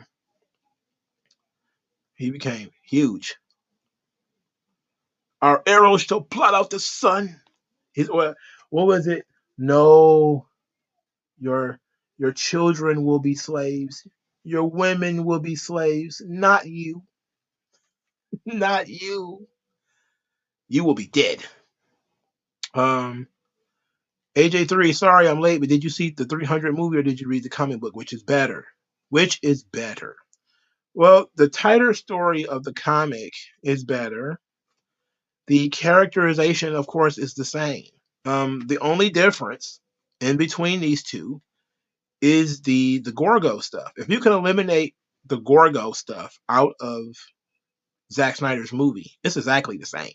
You know, um, there was some softening of Leonidas. Of course, with a failure tease, there's some softening there, but that doesn't hurt his character at all. Because he's already being sympathetic in that scene anyway. The Persians are the Persians. They have more monsters, literal monsters in the movie, but again, it's about the same thing. 300 versus 1 million. Even he knew those weren't great odds. Yeah, I mean he knew better. He wasn't an idiot. And they told him straight up, like, all what they said, 100 nations descend upon you. They told him from the beginning. This was not going to be fair. They're coming hard. They're not coming soft. When the Persians are coming, they're coming hard, baby. Pause. AJ3, what parts from the comics you feel was left out of the movie? Um, there weren't any. There weren't any parts in the comic that were left out. Essentially, everything was in there. Every bit. Which was good because they did a really good job with this whole thing. Are you watching The Last of Us? I am not. I don't watch modern TV because I know there was some gay shit that took place on that show. That one of the directors said they wanted to sneak some gay stuff in there, and I'm telling you, it's weird. It's weird, and people keep watching this shit, not and being surprised that it actually happens. Like it doesn't. Um, did you see the Yellow Flash live talking about Tim Pool and the quarantine drama? You know what? I did not, but I want to talk about Tim, the quartering, and all that kind of stuff in a minute because I do want to talk. I want to get some stuff off my chest about the Daily Wire, Steven Crowder, Tim Pool, the quartering, all this kind of stuff that's been going on lately because I'm not a big fan of it. So I'm pretty sure I'm about to really kind of fire off on some of y'all favorite YouTubers, and I'm nuanced as always, but I'm probably gonna fire off some of y'all favorite YouTubers. We'll see what happens here. What's your take on Stephen King's It miniseries? I think I've seen it, but I'm not a big fan of it. I didn't like the movie as a kid. I never read the book, and I did not. I think I did watch this miniseries though. The miniseries is a little bit more faithful to the book from what I heard, but I didn't. I don't remember it. I just remember Pennywise being some kind of monster in a sewer or some shit like that, and I was kind of like, you know what, whatever. Let's see if there's anything else about wrestling before we get there. Um, WG Phil says, why do you think Transformer or Power Rangers can't get a decent movie adaptation? Do mecha themed shows have an over reliance on humans, or are there other reasons? I think that Transformers has a human problem. The same thing with Ninja Turtles. Like Ninja Turtles, for some reason, they don't want to focus on the goddamn turtles. They want to put like tons of human characters in there. In the comic book, you can just draw turtles, and turtles can talk to geckos, and they can talk to raccoons and foxes and shit. But in the movies, they have to talk to a human character. There has to be a human character to explain the universe to, and a representative. It's the same thing with Godzilla movies. There's too damn humans. Too many damn humans. But Power Rangers, I think it's just lack of respect for the property. because Power Rangers could be great. It's literally a kung fu movie because they use weapons sometimes, but you literally could just get like 5 or 6, 7 martial artists. I think there's 7 Power Rangers, or 6 or something like that, and kids who know a little bit about martial arts, and you could redo it. I mean, it could be good, but the most recent Power Rangers movies was a mess because they turned one of the kids gay, the other one had like autism or something like that. It was ridiculous, man. I didn't get it. It turned into the Burger King Kids Club, and it was it was weird. Yes, Persia did conquer some African societies, so it wouldn't make sense for them to have Africans um in their troop. They also, had some Indians because they had elephants and stuff like that. They wouldn't have brought elephants to fucking Greece. Now that didn't make any sense. But but Frank Miller wanted to show how vast the empire is. So there's Africans in there, there's elephants, and there's a rhino in the movie. I don't know where they got a rhino from, but there's a rhino in the movie. But elephants, they show up in the comic, but they wouldn't have shown up in like a real life battle. That doesn't make sense for them to bring elephants from. But it also was about Delios again, telling a story of how deep the bench was for Xerxes, and he's bringing his monsters from half the world away, and we're killing them and we're fighting them off. And killing these elephants was pretty easy, right? They're just stepping off a cliff. They don't know anything about cliffs. They're elephants, right? What else we got here? Ali Hanker says, I kind of miss when novels were getting adapted into films instead of comics. I love The Shining and other Kubrick films. They still do them, but they just butcher them all the same. It's all just getting butchered now. You have to go through the Hollywood machine. It doesn't matter what it is. They're butchering everything. They're making a new Beloved movie, if I remember correctly.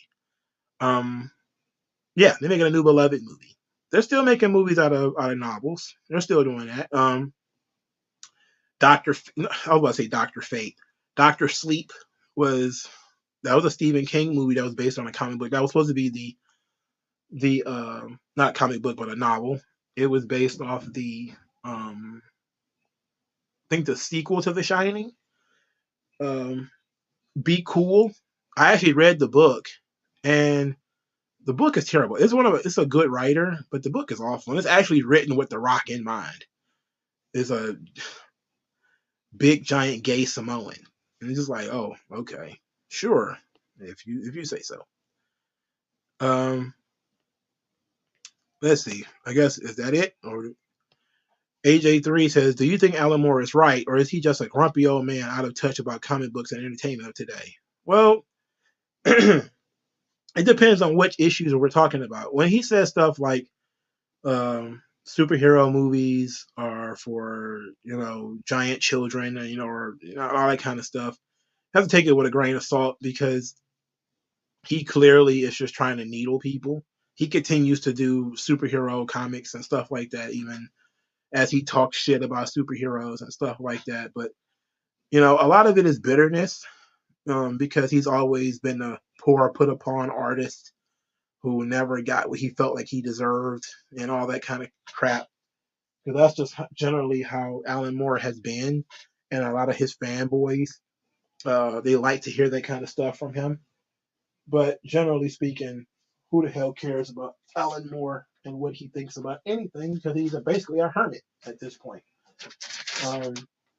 So it is what it is. Let's see. Yeah, Doctor Sleep was a sequel to The Shining. It was awful too, by the way. I watched it. It wasn't very good. The Vegeta Lover says he didn't have to sneak anything, and multiple characters in the franchise were gay. I don't think these people don't understand the franchises that they're adapting. They don't. Yeah, sure. You probably could have picked some gay characters, but he didn't want to. He wanted to make characters that you've been following for a long time gay. That's again, there is no benefit to them to utilize gay characters. There's no incentive to do that. The incentive is to piss people off by turning characters gay. That's the incentive. The incentive is not into providing gay people with characters that are already gay that can be identified as being gay. That's not what they want. What they want is everybody straight until, because then they can say, well, everybody's a little gay, everybody's a little trans, and all that kind of shit, right? That's not what they want to do. If they wanted to make gay superheroes, they just make a Midnighter movie. They won't do that. It's easier for them to turn somebody that's not gay into somebody that's gay, because then you get a win. That's how you win. All right, before we get into this whole thing about quite a few of y'all favorite YouTubers, let's answer some of these wrestling questions first, because this is a wrestling YouTube channel, and can't be upset that you guys talking about wrestling, even though this is the one day a week where we don't talk about wrestling. But okay, it's okay. Thoughts on Grayson Waller coming out with all of these women in his entrance last night? It was an entrance. It's not like the first time somebody's done it. The golden shoe was pretty funny though. I forgot to mention that, because he was going to drink out of that shoe when he won, and he didn't win. So, but I was wondering, like, why is there a shoe? But I had to remember, like, when he won the deadline, I think he drank out of his boot, and I guess he was going to do that again. He had a bottle of champagne too, which was pretty funny. WG Phil, hey, I'm not sure if you missed it, but what about John Cena night to celebrate 20 years, or OVW 4 night of their best matches similar to the Raw streams? Oh, I guess you mean me doing a John Cena night. I could do that. What would that entail though? Would that mean I have to do like a career thing? Because his career is pretty straightforward, if you're being honest. You know, he didn't do much wrestling before he came to WWE, and then he spent his entire career in WWE, and now he's doing movies. So I mean, it was what it was. I mean, I guess I don't know. I guess you could maybe look at his debut and something like that. You know, who knows? We'll see. All right. So, The Last of Us, gayness. All right. So I was asked about Tim Pool and Yellow Flash. Now, here's the thing. I don't watch Yellow Flash. I barely watch Tim. I watch Tim every once in a while when he has an interesting guest on. But I don't watch Yellow Flash anymore. That Umbrella guy, I don't watch him anymore either. They have become just general drama YouTubers. They started talking about comic books. I don't think either one of them even look at comic books anymore. They find them a topic, and the Quartering does this too. The Quartering used to do Dungeons and Dragons content.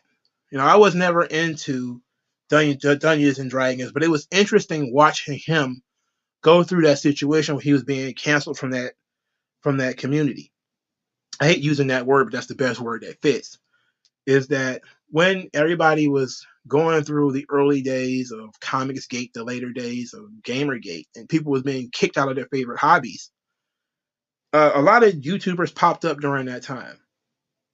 Quartering was one of them. Yellow Flash was another one. That Umbrella guy, Just Some guy. All of these guys just popped up. Doug Ernst. All these guys just popped up, and we watched them essentially as they tried to reclaim their favorite hobby. And along the way, these guys just kind of became general entertainment content YouTubers, you know, where they talk about just random celebrities, and it just became celebrity drama, you know, the whole time. I just have no interest in that. And therefore I don't watch it. So I can't talk about what they talked about or why. But that don't mean that I don't see the Twitter. And let's start here, because what ended up happening with Eliza Blue? So Eliza Blue goes on to Tim Pool's show, and she's talking about, you know, her experience being sex trafficked, and how she's reading a letter from an Andrew Tate victim. And I read that. I mean, I watched that and I cringed. And by the end of it, I was like, bitch is lying. I just don't know what else to say. Like, I don't believe anything that she says. And therefore, I didn't finish that episode. I let her read that letter, and they started asking her questions. It was Tim, and it was, the We Are Change guy. They were asking Eliza Blue a bunch of questions. She didn't have any significant answers, so I was like, this is boring, and I moved away from it. Next thing I know, it's all blowing up. All a couple of days later, it's all blowing up that Eliza Blue was a video vixen. She was on reality TV shows. She was on Blind Date. She was lying about being sex trafficked and all this stuff. It starts popping up, and then the quartering get the ban hammer from Twitter because he posted a picture of her from a video shoot that she had done. Now, I watched the video before it was taken down to see what it was, and it was just her, walking around in like stilettos with her butt out. It wasn't nothing that was egregious. It wasn't porn or anything like that. It was basically what a early to mid 2000s rap music video was. And she kept saying that it was a non-consensual photo or whatever the fuck, and she got all these people banned, and it was garbage. It was absolute garbage. So Brittany Venti and the quartering, they got banned. So at that point, everybody started harassing Tim, because Tim was supposed to talk to the quartering. Then the quartering disappeared. I think he said he quote unquote flaked or whatever the case may be. Then it became Twitter is protecting Eliza Blue, and that thing blew up. So then the quartering got banned.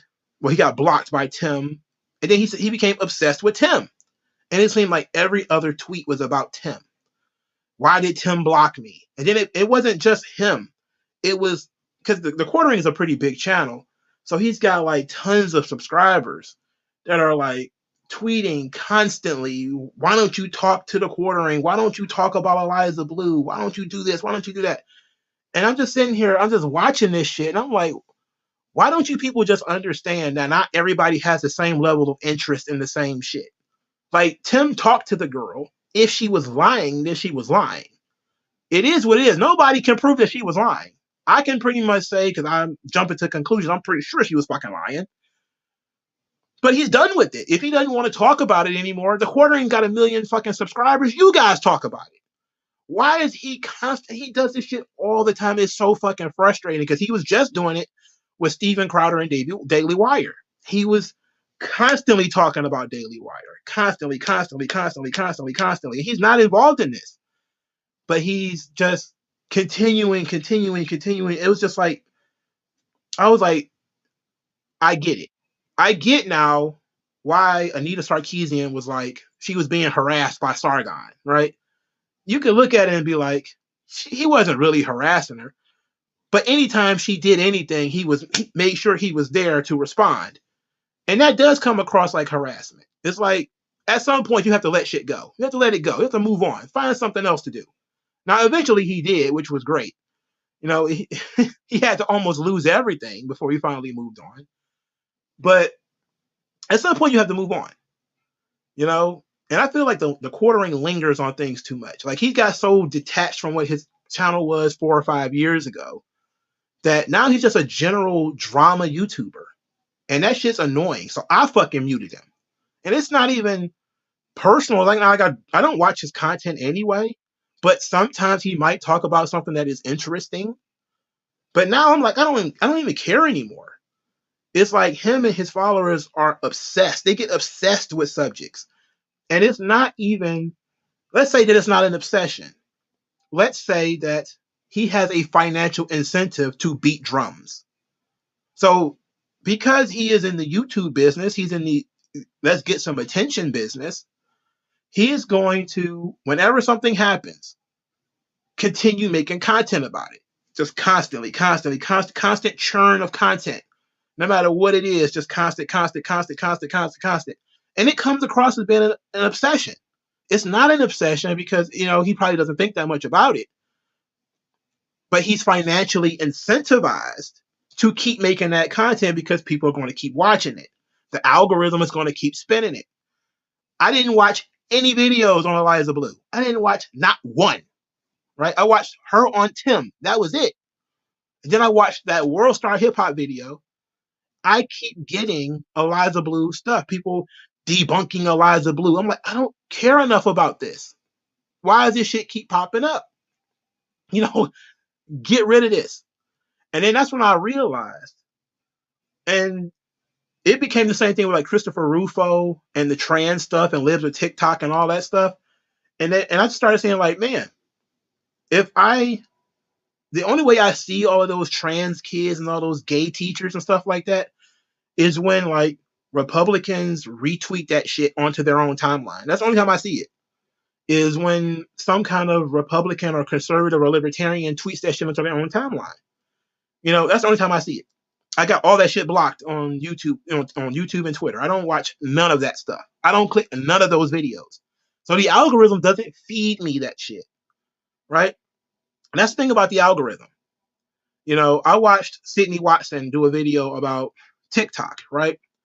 And I got fed Sydney Watson because I watched a Lauren Southern video. And I watched a Lauren Southern video because I watched this guy's video or whatever. You know how it works. It's kind of if you watch this, then you might like this. That's how the algorithm works. It's a computer thing. So I watched that video and they were talking about Chinese TikTok and how it's gonna, how it's censored and you don't get any of the crazy stuff that you get in the United States, you get in China. And I understood where she was going with that. But I was like, do you really want to live in China where they are, blacklisting information from you? Like, I don't want to live in China.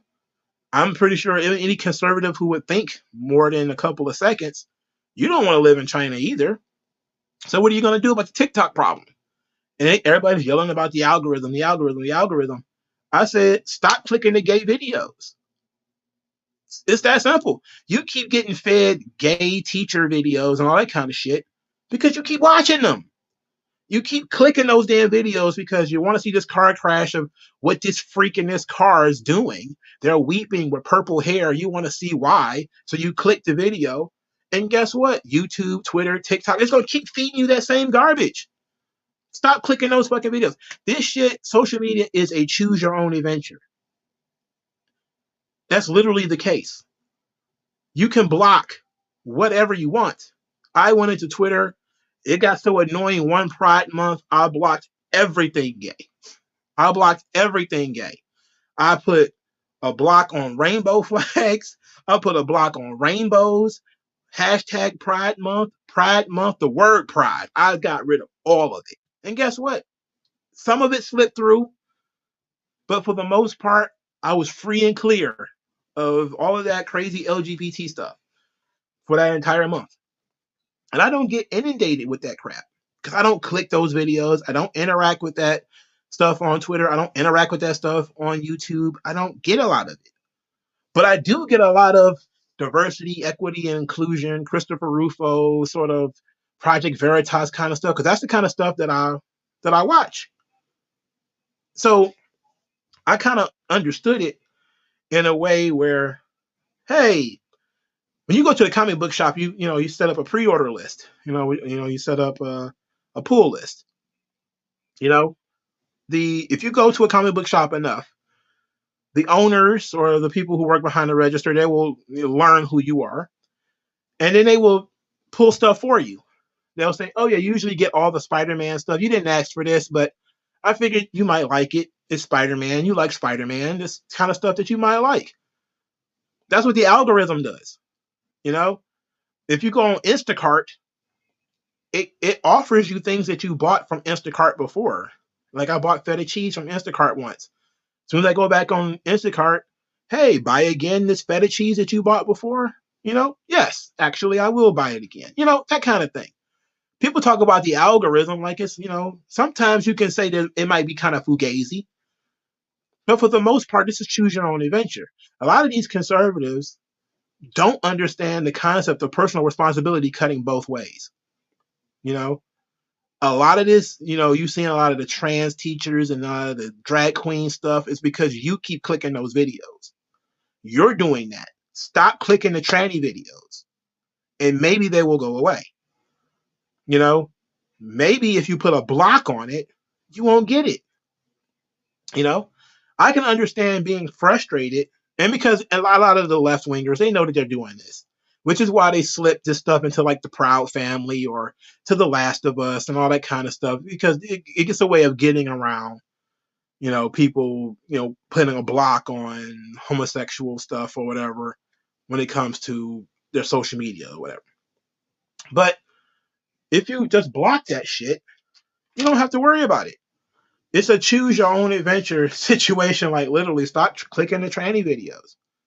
Just stop doing it. Stop becoming obsessed with things and then, being upset about it. Stop trying to enforce your will onto other people. Like the whole thing with the quartering and Tim Pool, it just got really frustrating with me because it became Tim would tweet about something that has nothing to do with the quartering or Elijah Blue, and he would get tons of comments about Tim being a coward. Why won't Tim talk about Elijah Blue? It's like maybe he doesn't care. Maybe he thinks there are things in the world that are more important than Eliza Blue right now. Who the fuck cares about Eliza Blue? There are people that are digging into her life and her father's a politician and all this kind of stuff. It's like, okay, great. That means your favorite YouTuber has content to make. Tim wants to talk about politics and climate change and all that kind of shit. Let him do that. If this general drama YouTuber wants to talk about Eliza Blue, great. They can do that. Why does everybody have to talk about the same shit? Everybody doesn't have to talk about the same shit. You know? I was good with my comic book YouTubers talking about comic books, occasionally wading into politics because there is going to be some intersection there. That's what I do. I do the intersection of wrestling and politics, and sometimes I'll talk about policy issues or something like that. But I made the decision that I wasn't going to wade too far into that. I was going to take maybe 1 day or 2 days a week where I was going to talk about comic books and video games and stuff like that. But I wasn't going to wade and become like general, drama YouTuber. And I didn't want to do that. To me, that kind of content is random and boring. You know, like wrestling is new shit every Monday, every Tuesday, every Wednesday, every Friday, and it's I have constantly have stuff to talk about. I don't have to create new content. You know, that stuff is just dumped in my lap. Comic book YouTubers, there's new comic books coming out every Tuesday and Wednesday. Now some of them have given up because they're tired of wasting money on that stuff. They don't want to, you could bootleg and continue doing your reviews or whatever. But since the days of people literally getting on camera ripping comic books, comic book YouTubers have just become general, usually right wing, silos of guys who just complain about pop culture, generally speaking. That brings me to like Geeks and Gamers. It's all the same stuff. Star Wars, comic books, everything's woke, everything's dumb. And I'm like, okay, what do you really add new to this? Like, what does they do that is different from what this guy does, or what different from what this guy does? All these dudes sound like they just come from the same cut of the same jib, and to me, that's boring. I only need like one of those guys, and to be quite honest, right now I don't have any. And when they became obsessed with the Johnny Depp case, oh, that was so frustrating. That was incredibly frustrating. I had to stop watching quite a few guys because I was like, man, I don't give a fuck about this Johnny Depp Amber Heard thing. Like it's interesting, but it ain't that damn interesting.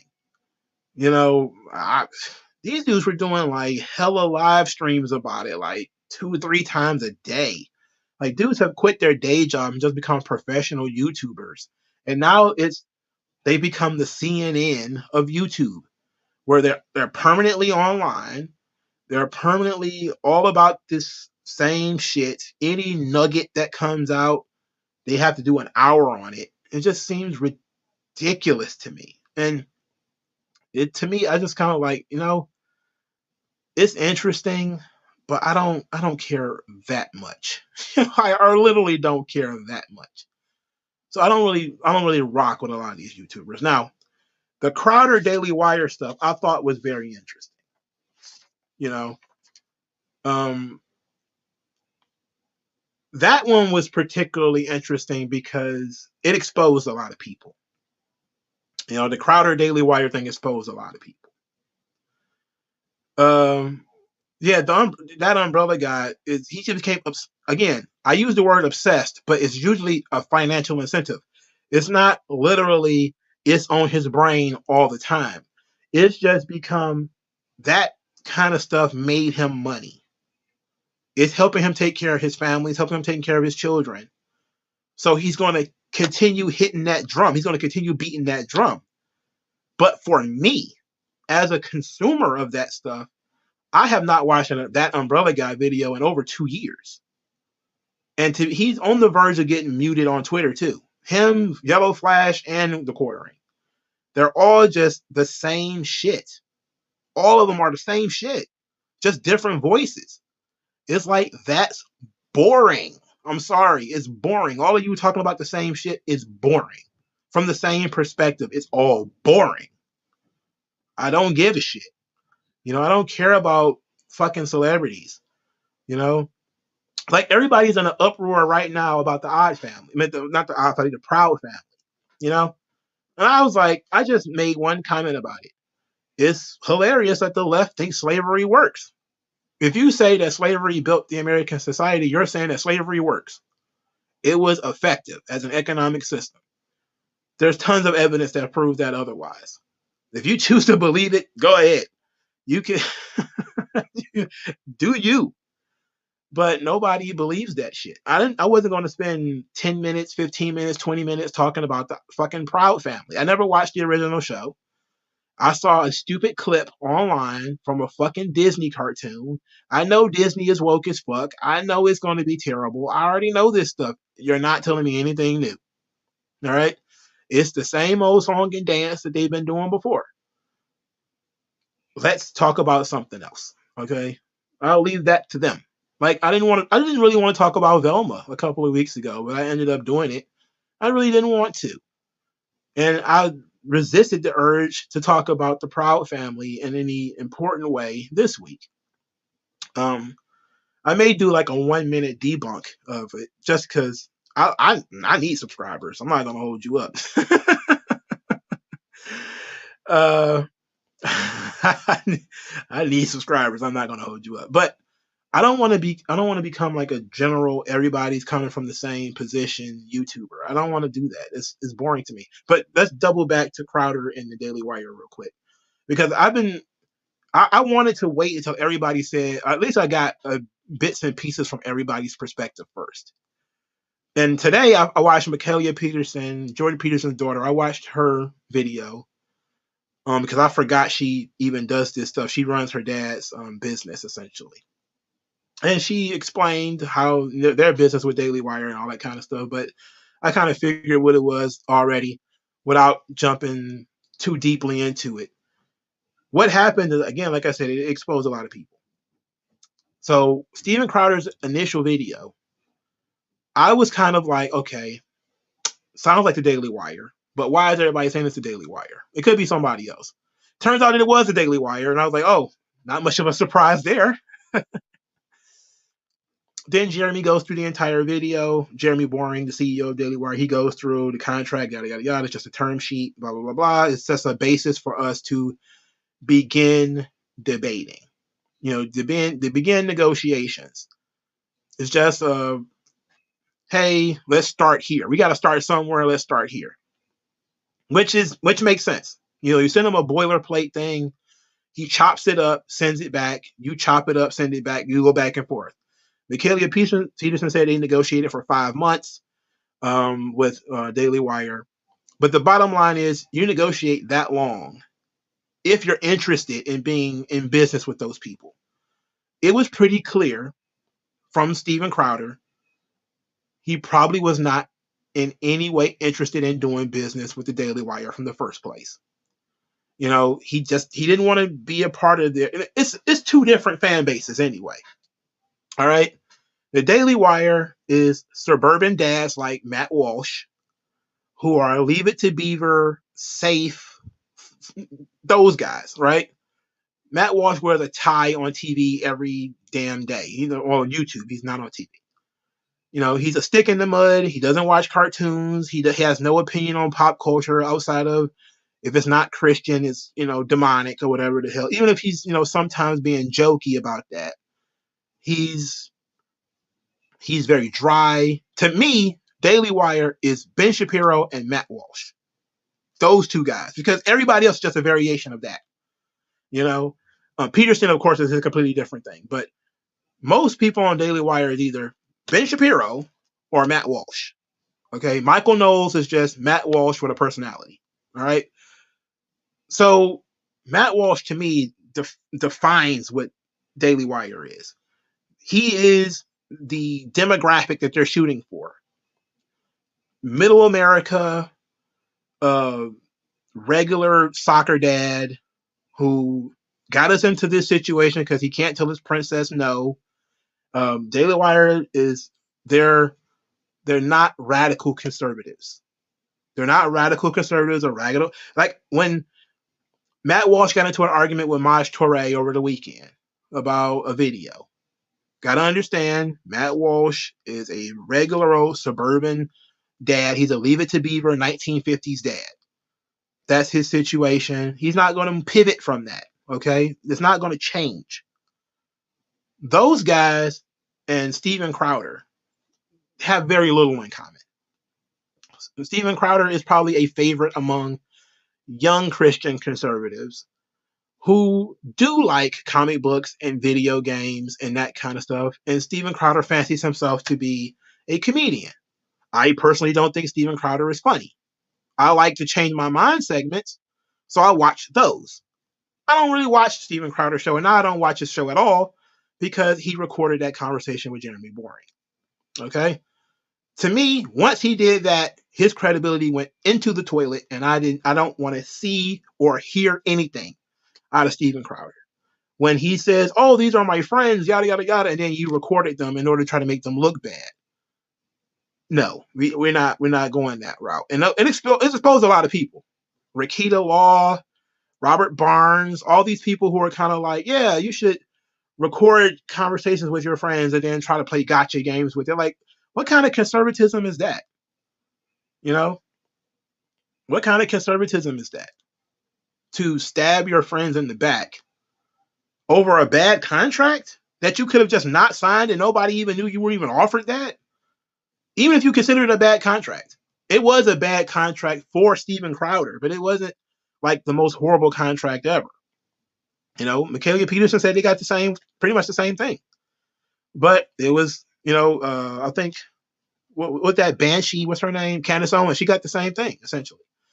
And they were offered a ton of money. And then they decided, okay, we're going to do something. They want to pay us all this money. We want to be in business with them. We like what they're doing. We like their idea, we like where they're going, their vision, or going forward, or whatever. Steven Crowder, if he didn't like their vision, he didn't like what they were going to do going forward, he didn't like their modus operandi, he could have just walked away and maintained that they were friends or whatever.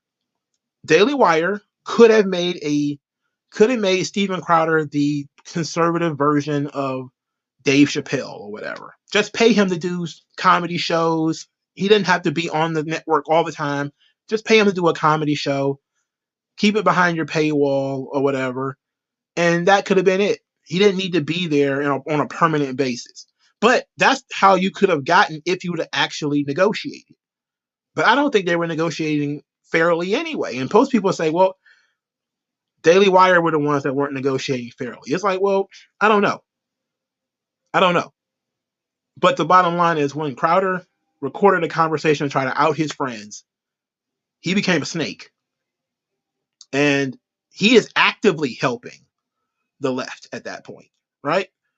You could say, well, he's what his whole thing was big tech. The right is helping big tech. How they're helping big tech by respecting that people have been banned and all this kind of stuff. And it's like, you're still on YouTube, you're still on Twitter, you still use big tech. Everybody who is dumping on YouTube still uses YouTube. So you already adhere to YouTube standards. Everybody does. So, and in its basic business, why the fuck would they continue to pay you? Because that was his problem. It was a financial demerit if he got, deplatformed from YouTube or whatever, demonetized. Well, considering they wanted the money from the monetization, that's what they wanted. Why should they pay for something that they're not going to get, that's bad business. So clearly they want you to be fully monetized on every social media platform so they can make in some profits. That's what they want. I mean, are you surprised by that? A simple business situation would have made that obvious. If they can't make any money off you on YouTube, why should they pay you for doing YouTube videos? I, again, it exposed a lot of right wingers as being really, and I think it's what they call the populist right. The sort of socialism, but for the right reasons. So conservatives, they all jumped on the Crowder bandwagon. And to me, I just looked at them and said, they don't know how to operate a business. Even if you say that the Daily Wire put up a shit contract, which they did, Crowder was far too popular and far too large of a platform for them to try to sign him to some kind of 360 deal. It was nonsense. Yes, Crowder is already demonetized, which is the whole thing. It was the crux of his whole argument. I'm demonetized already, so it's already going to cost me money to sign this contract. It's like, but no, it wasn't, because Candace Owens said that she was demonetized on Facebook already when Daily Wire offered her a contract. She had to tell them, I'm already demonetized on Facebook, so they had to take that part out. He could have gotten whatever he wanted whittled away or taken away completely if he really wanted to do business. The thing is, he didn't want to do business. He just won't say that.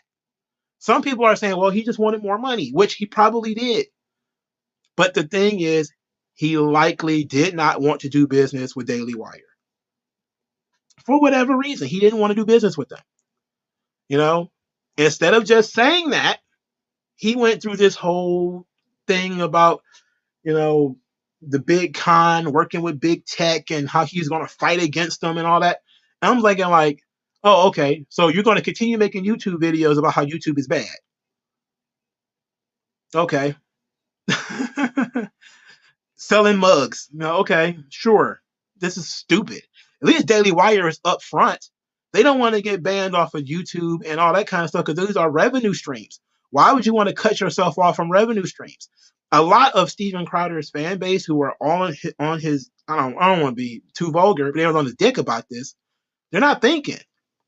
There are no broke heroes in this situation. You're not going to overcome YouTube and Twitter and be broke. It's not going to happen. Right? It ain't going to happen. You need money. So the Daily Wire is like, we're going to run a business. And our business is going to be to take as much money as we can possibly get from Google or Twitter and Facebook, from these big organizations. We're going to siphon off as much money as we can and grow. And then hopefully we can compete with them one day and get to the point where we don't need them anymore. Now, I don't 100% trust the Daily Wire either.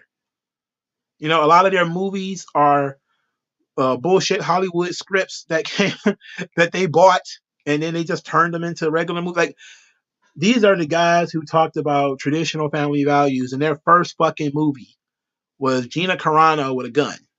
Come on. Get the fuck out of here with this shit. It was ridiculous. Like, these people are ridiculous. All of them are ridiculous, but at least the Daily Wire are being upfront and being honest that they're trying to work within this system. That is unfair. They admit that it's unfair, but they're trying to work within that system to make as much money as they can because their opponents have so much more resources than they do. They're like, let's band together and do what we can.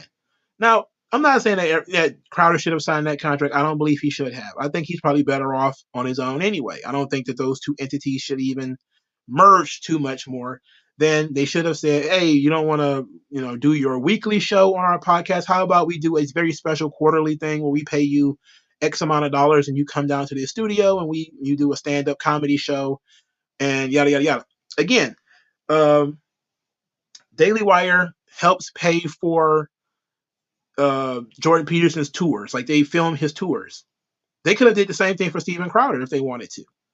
If they had gotten that far, if they really wanted to be in business, there's a way for you to do business. Don't There's ways for you to do business if you want to do business. The thing is, he didn't want to do business. And instead of just saying that, we get all this horse shit about how, the big tech and the big con, they're all working together and they're trying to screw me. And it's like, bro, nah. And then he went on Tim Pool's show. And again, it was a barometer of people and their emotional reactions versus, what people are actually saying. First, Steven Crowder claimed that there was no counter offer, and then he says that his attorney did counter offer.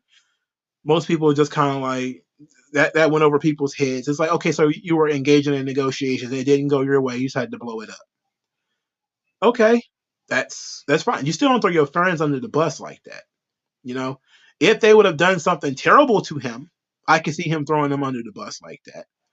But they didn't. They offered him something that he felt was not right or unfair. And okay, it's okay for you to feel that way. And listening to what Steven Crowder said, I actually agree. Them wanted to take his mug club profits. No. Why would he do that? Why would he sign that away?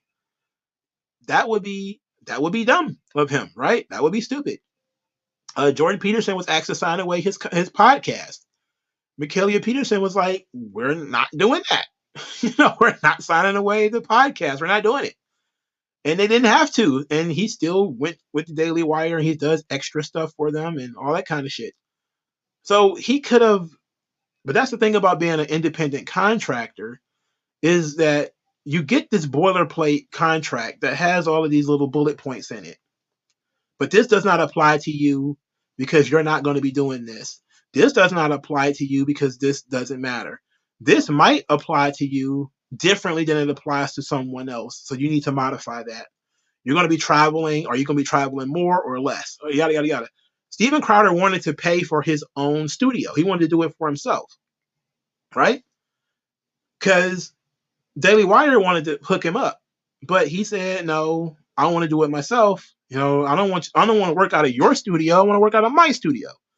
So that means he probably needed more money because he was going to have to pay people out of his cut, which he made that argument on Tim Pool's show, but then said it wasn't about money. It's like, what? It is about money, clearly. Clearly it was about money, bruh.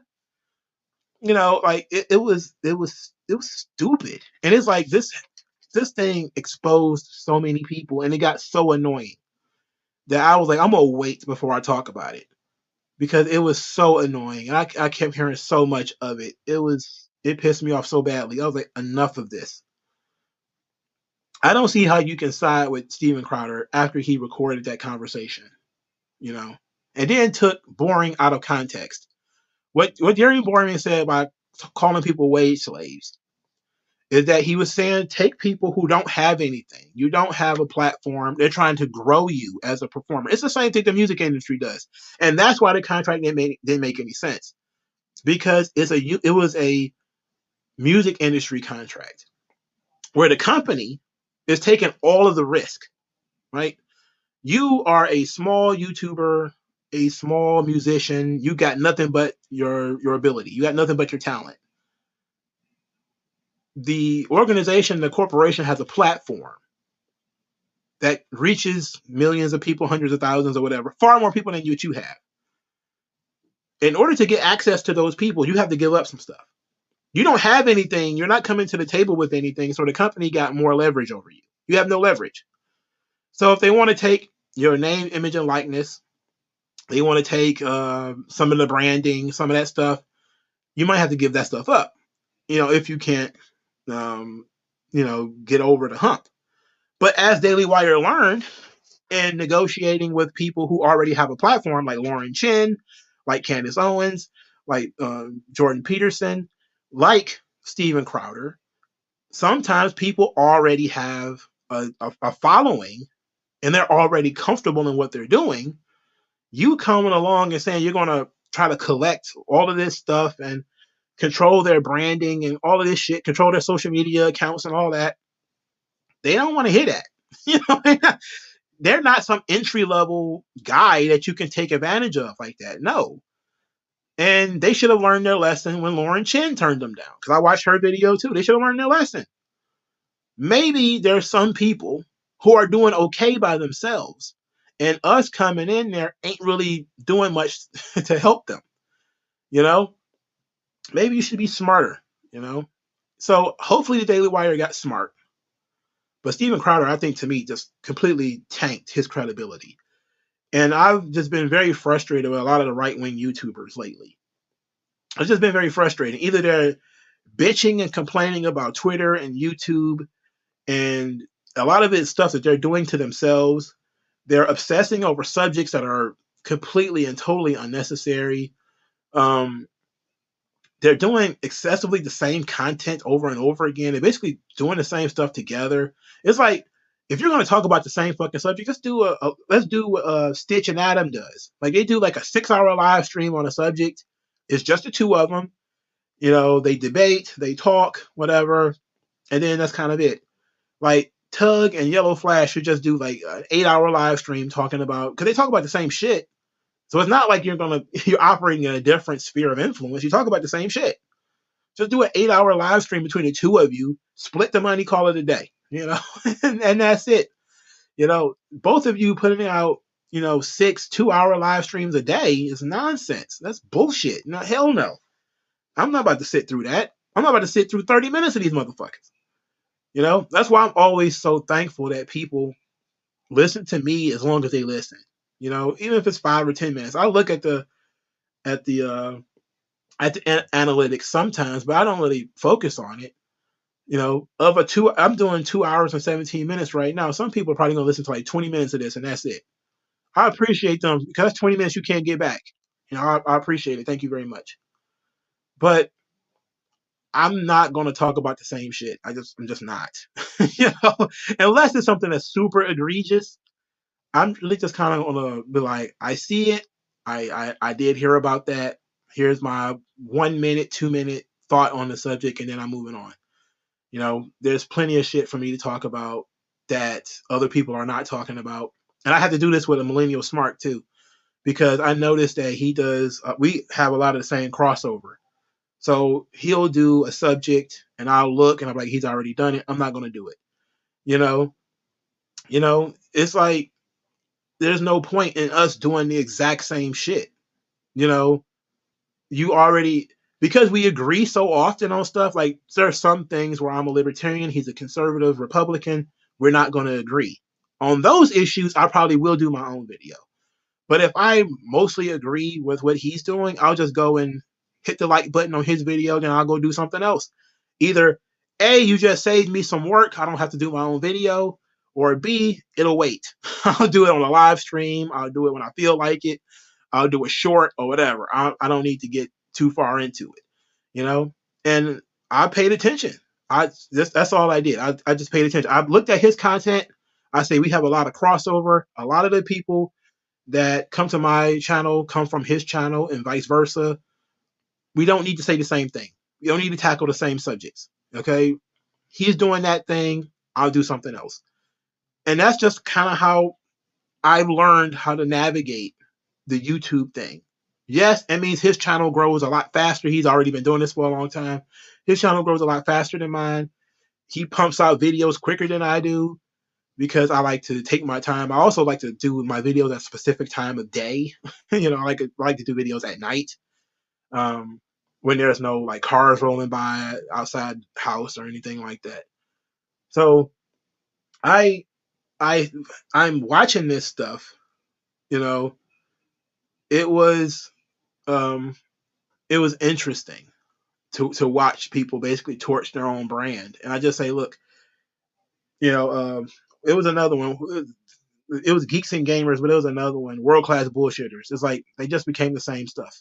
It just became the same shit, you know. But I actually like World Class Bullshitters. I watched a few of their videos. I haven't watched anything recent though, and that's just the problem. Is some of these guys, they torch their own brand or they make themselves just monotonous, where it's all the same. AJ3 has a question. What about the other guy who used to be on your show when y'all did the State of NXT 3 years ago? whatever happened to him. Oh, okay. So my friend Youngsters, yeah, that's my homeboy. I grew up with him. I grew up with him. I've known that dude for what's this, 28 years now. He's still a thing. He just doesn't come around as much. You know, I was going to offer to for him to do the show, um, and I just never did it. You know, because at the time I was working odd hours, so now that I work essentially 8 to 4, 8 to 5, or whatever, maybe I'll send him a link sometimes, and we'll try to do like a weekly thing. But I like that because I grew up with him. We could bounce off each other. So something like that, yeah, I could do that. But there's no beef or any. We did a bunch of videos at one time, and that was we did like the state of NXT, state of AEW, state of WWE. I didn't know it was 3 years ago. Damn. Oh shit. I haven't seen him in a long time either. You just gave me a good idea. I'm gonna go ahead and shoot my homeboy a text maybe tomorrow, asking him if he want to do it maybe on the weekend. He don't even have to leave his house. All you gotta do is use his phone, and maybe we could maybe talk about the Royal Rumble or something like that. Oh shit! No, I seen him recently because I watched I think SummerSlam at his house. I think no, was it SummerSlam? Uh, it was SummerSlam, but it was 2022 SummerSlam. So yeah, damn, it's longer than I thought. Um, it's I just got tired of the people who flood your timeline with with the same bullshit, especially when it's celebrity gossip shit. I can't stand it. It's TMZ, Entertainment Tonight, level stupidity about people. I don't care about people that much. You know, I like I like he said that Star Wars girl is kind of hot. Like I was never into Star Wars, so for me, because I wasn't really a comic book guy like that when I started watching comic book YouTube videos, it was interesting for me to watch these people wage war and try to save their hobby. That's what I liked. I liked the idea that these guys were standing up to Marvel and DC and they were ripping comics on TV. you know, uh, what's the name was flushing them, like Zach was flushing them down the toilet. He was turning the water hose onto him. It was like really crazy stuff, and it was great. It was funny. And then slowly but surely, they just became something else. I think it's when everybody started making their own comic books, and that was fine. But it became like, now how do you fund this entity? You know, comic book YouTube is a niche product. You have to expand your market. So now they started doing other hobbies, dipping into other stuff. And then it just became general YouTube. They're talking about all kinds of stuff. And I'm just kind of like, yeah, just not interested. Some of these guys are just not funny. They're not fun. They're angry about nothing, or they're talking in circles about the same shit over and over again. It's like daily, like that Amber Heard stuff really almost got everybody blocked. Like if I wasn't so focused on my own channel, if I was like a regular consumer, like just a guy watching YouTube videos, I would have blocked all those fucking guys a long time ago. Because it have got so fucking annoying and overwhelming that I would have been like, no, absolutely not. I don't like for a while. They were the way I kept up with stuff that I didn't really care that much about, and that's what I'm talking about. Like a guy like the Quartering keeps up with stuff that I don't give a shit about. Tim Pool keeps up with stuff. He reads the news so I don't have to. You know, some of these guys they complain about Star Wars. I've never watched the Star Wars movies, but you keeping up with stuff so I don't have to. That was that was great. I enjoyed that. That I can outsource some of these pop culture things, and I don't have to worry too much about it. But now everybody's covering the same shit. There is no specialization anymore. Now I'm trying to find people who actually do specialized content. You know, I actually like watch like Comics by Perch. I watch his videos. I watch oh god, what's the young lady's name? Casually Comics. I watch her videos, and they're analytical. They break down stuff. They can be funny and entertaining, but it's about comic books. So if I want to comic book content, I have to wait on them to do something. It's like, can't all the people who I thought was going on comic book content, they don't do comic book content anymore. They just basically want to talk about Liza Blue and fucking Amber Heard. I don't care about that shit. So it's like, the UK wrestle YouTubers. My goodness, they had a normal one, didn't they? Michael Hamflet and Sedgwick? Those two fucking turds. They were acting up over the. What was this? Was it last week or was it this week when everybody was talking about how great the angle was between Sami Zayn and Roman Reigns and all that stuff? Those two guys decided to talk about how Sami Zayn, the pops that Sami Zayn get, you can hear that every week on Dynamite. And I said, okay, and what do these people do to earn that pop outside of coming out of a shoot? And then what did they do with that pop? They won, they lost, they went back into the locker room. That was it. They didn't do anything. And the building is still half empty. And the story and the ratings still don't go up when they come out. They're not selling any merchandise. There's levels to this, okay? It's not just fan reaction. It's not just fan reaction. Like they said, I forget who said it, but hopefully if it was somebody that can be trusted. But it was somebody who said like the attack that Sammy had on Roman got 20 million views over various social media like Instagram, TikTok, all that stuff in less than 24 hours. And I was like, oh my God, there's levels to this. Okay. AEW didn't do none of that. They can't even do half that. It's an issue. It's an issue. Tim Pool, more like Tim Fool. Yeah, absolutely. Tim is always in the middle of some shit, and Tim talks about Tim too much. So I don't really rock with Tim either. Again, when it comes to a guy like him, if he's got somebody interesting on, I'll watch it. But I don't watch Tim for Tim's takes. I don't care about Tim. Tim sits in the middle on just about everything, and he's basically a left winger who was pushed to the right because the left is so fucking nutty, and so he still has plenty of left wing views that I think are pretty brain dead, like climate change stuff, and he's moving to the right on like guns. But for the most part, Tim is, I don't know. I don't dislike Tim. I just don't care about Tim's opinions on things because I know he doesn't have a strong opinion on it. But it's just like Joe Rogan. I don't care what Joe Rogan's opinions are. I watch Joe Rogan to watch Joe Rogan's guest. That's how I am. If you have a decent or interesting guest, like Jordan Peterson is a guy, I will watch his videos for him. So I will watch Jordan Peterson talk dry with pretty much anybody. But there's other people I'm just looking like, okay, do I care about this guy? Yes, no, okay, I don't. Let's move on. No hate. Just I don't care about what you're talking about. And people do that with my videos too. If I'm gonna talk about fucking Starcade, 84 or something like that, and nobody cares about it, then nobody cares. Sorry. I felt like talking about Starcade 84, man.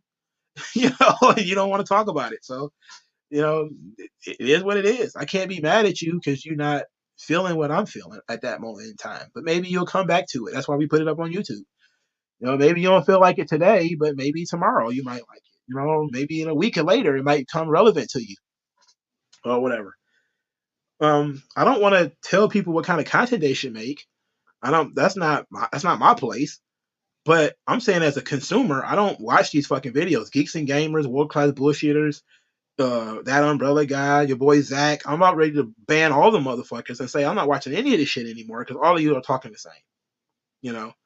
I've never actually watched Chris Chan. A lot of the more famous ones I stay away from, like PewDiePie. I've never watched a PewDiePie video. Mr. Beast, I never watched a Mr. Beast video. I don't really.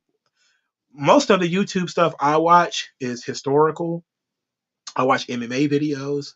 I watch comic book videos, and I watch short political videos. Or if it's somebody like Thomas Sowell or Jordan Peterson, I'll listen to a podcast. Like I listened to like the first 15 minutes of Anita Sark. I'm about to say Anita Sarkeesian, Anna Kasparian, and Ben Shapiro. I watched the first 15 minutes and was like, you know what, this is interesting. And then I lost interest and I stopped watching it. But I like political YouTubers and stuff like that. I don't know anything about some of these guys, man. Some of these guys you guys know, and I don't know enough about them. I just their content that hasn't come across my timeline yet for whatever reason, or they don't make videos that I particularly are really very interested in. When it comes to wrestling YouTubers, I watch Millennial Smart, I watch Marky D123, and that's pretty much it. And you know, I tried watching like What Culture and like WrestleMania and that stuff, but it just made me feel dirty, you know. Like I was thinking about maybe even doing some funny shit, like doing a response video to some of it, but I couldn't get through it enough to even do it. Like I have my disgust sensor is pretty wild. Like if it's too bad, I can't get through it. Like I feel like I'm wasting everybody's time. While other people just feel like they can do that, I feel like I can't.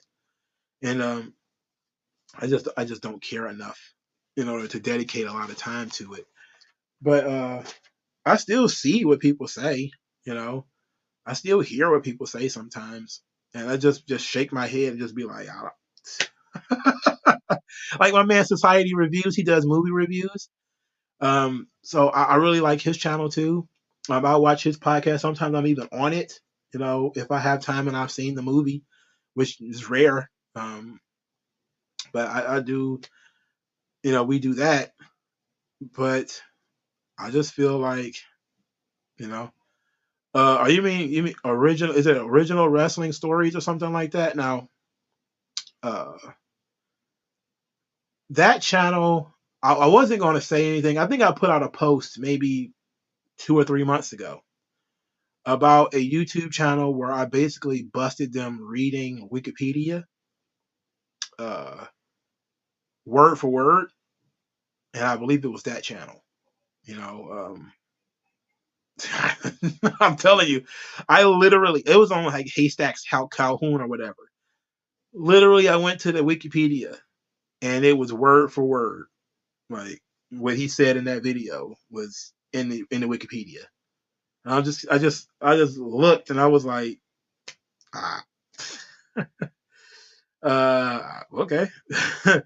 OSW reviews. Yeah, I don't know who that is, but the there was other people where you could tell they reading scripts and stuff. I don't know, man. I don't watch a lot of wrestling content 'cause I don't want a lot of people. I watch Wrestling Soup. I like Wrestling Soup. Um, Wrestling Soup is fun. Like I listened to their review of Royal Rumble. Oh god, it was fun. What's that guy's name? John something. He did like a impersonation of Kevin Owens. Fucking great. It was fucking great. It was funny as hell. It was great. Watch Wrestling Soup and their review of the Royal Rumble.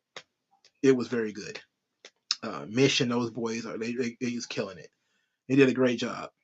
I had already did my review, which is why I don't listen to a lot of channels anyway, because I don't want them influencing me. And because again, I don't want to say something that other people are saying, so I try not to consume too much. But I do listen, like after I record my videos, that's when I listen to other people's videos, you know, that's after I record mine. So then, if it just so happened that we noticed the same thing, like um, I think it was it? No, it wasn't Draper. I forget who it was on Wrestling Soup.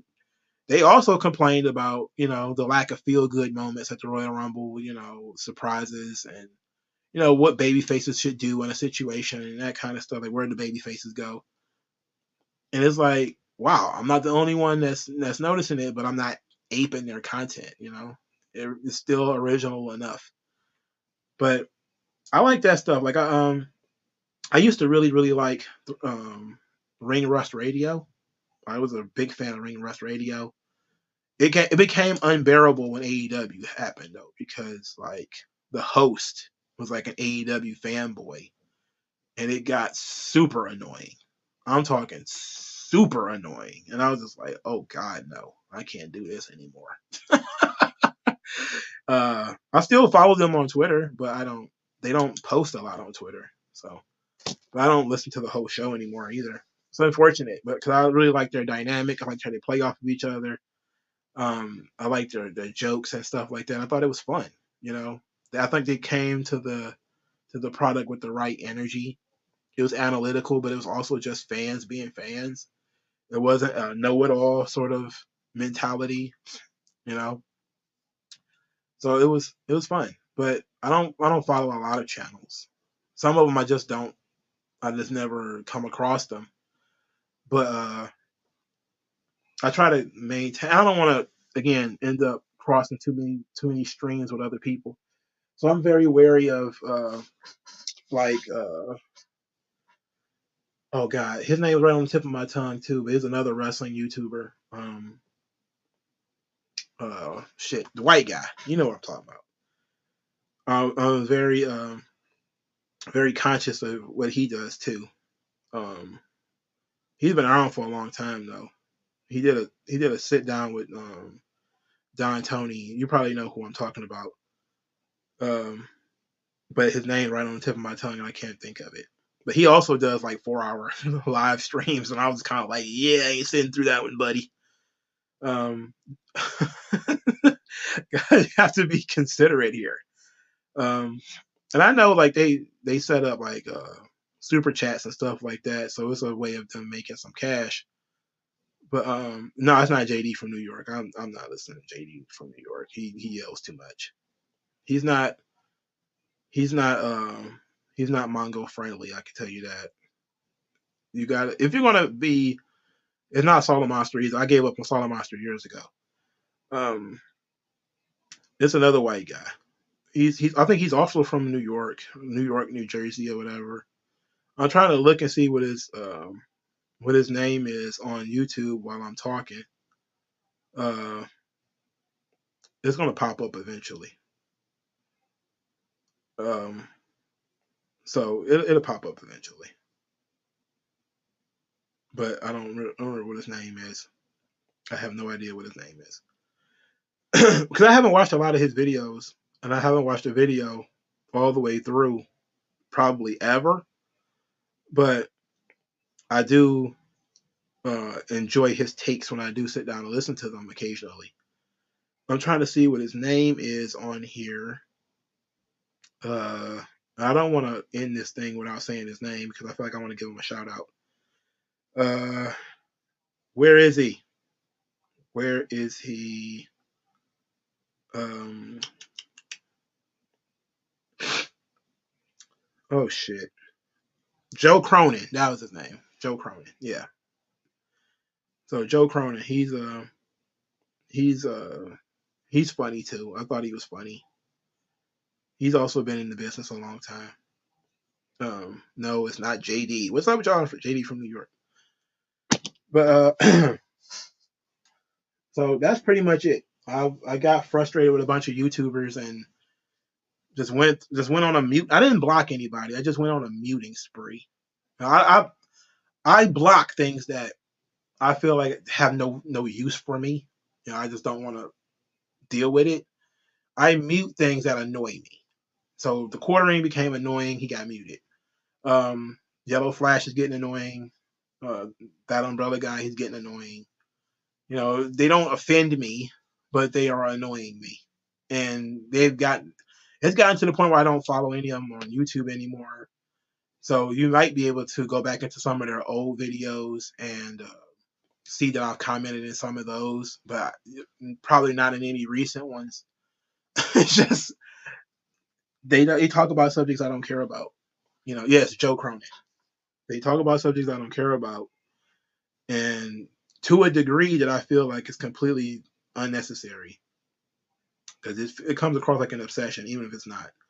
So I'm always looking for like newer people who are trying to do something, and I'll watch them. But then again, I just have my moments where I jump onto things and then I jump off. You know, Like I'll have sometimes where I'll watch a guy's videos and then I just get bored of them and jump off. It happens. But I'll give you guys while I'm going through my subscriptions on YouTube. I'll give you some guys I do watch a lot. Jason Whitlock. I watch, even though I don't really watch a lot of sports, I do watch Fearless quite often. Not every day. Usually when because he usually has unique takes. He does that mixture of politics and sports. I like that. Actual Justice Warrior. I'm a big fan of that. Comics by Perch. Thinking Critical. I watch a lot of his stuff for that's Wes. I think I watch a lot of his stuff for comic books. Of course, Jordan Peterson, Wrestling Soup. MMA On Point. Stephen Michael Davis is also politics. Marky D123. That is TNA wrestling specifically. Casualty Comics. Of course, Razor Fist. I love Razor Fist. Um, Other people I am actually kind of subscribed to, but I probably like watched one video in a month, like Anthony Brian Logan. Like I used to be a call-in guest on his show. I used to call in all the time on his show. Back when he used to do like, I'm pretty sure he still does like his weekend live streams. I used to call in like pretty much twice a week onto his show and chat with him. But I watch like one video a month for like ABL now. Um, Matt Christensen. I usually watch the Sunday live stream with him and what's her name? The girl. I usually listen to their Sunday live stream. But other people, I'm just not sure why I have them on here because it's kind of like I don't really follow them too much. I really don't listen to them. But for wrestling, yeah, I pretty much said it already. Um, what I listen to. But I'm rambling now. Now I'm going on too long. I used to watch Aylin Paladin. I watched too, but her videos started getting really long, and they're super super dense in terms of a lot of notes and stuff like that, which I appreciate. But you got to be in a mood to sit back and listen to some social psychology stuff. You got to be in a certain mood, and I haven't been in that mood in a while.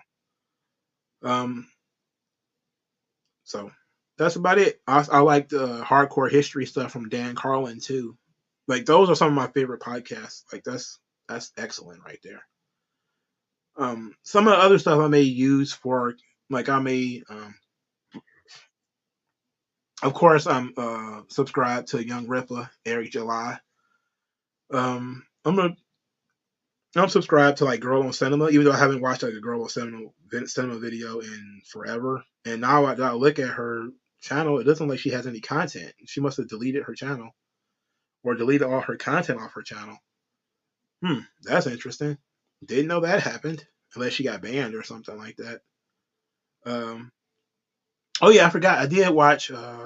I watched Vince Russo complain for an hour about about Sean Ross Sapp and Sean Ross Sapp trying to troll him in the comment section. It was pathetic, and that's actually what led me to being very frustrated with YouTubers. Does Kevin Castle have a channel? He usually pops up on Wrestling Soup.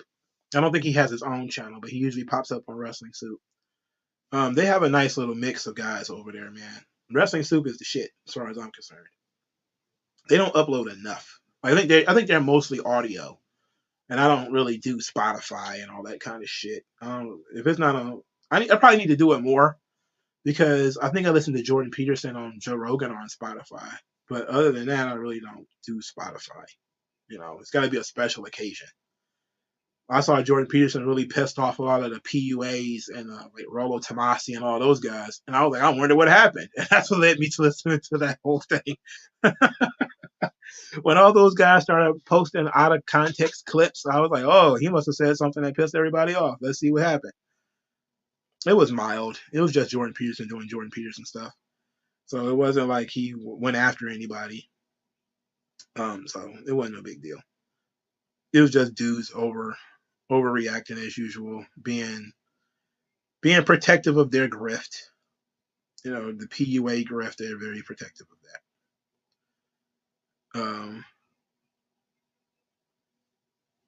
Wait a minute. It says wrestling otaku probably flagged girl on cinema like he did to technical work rate.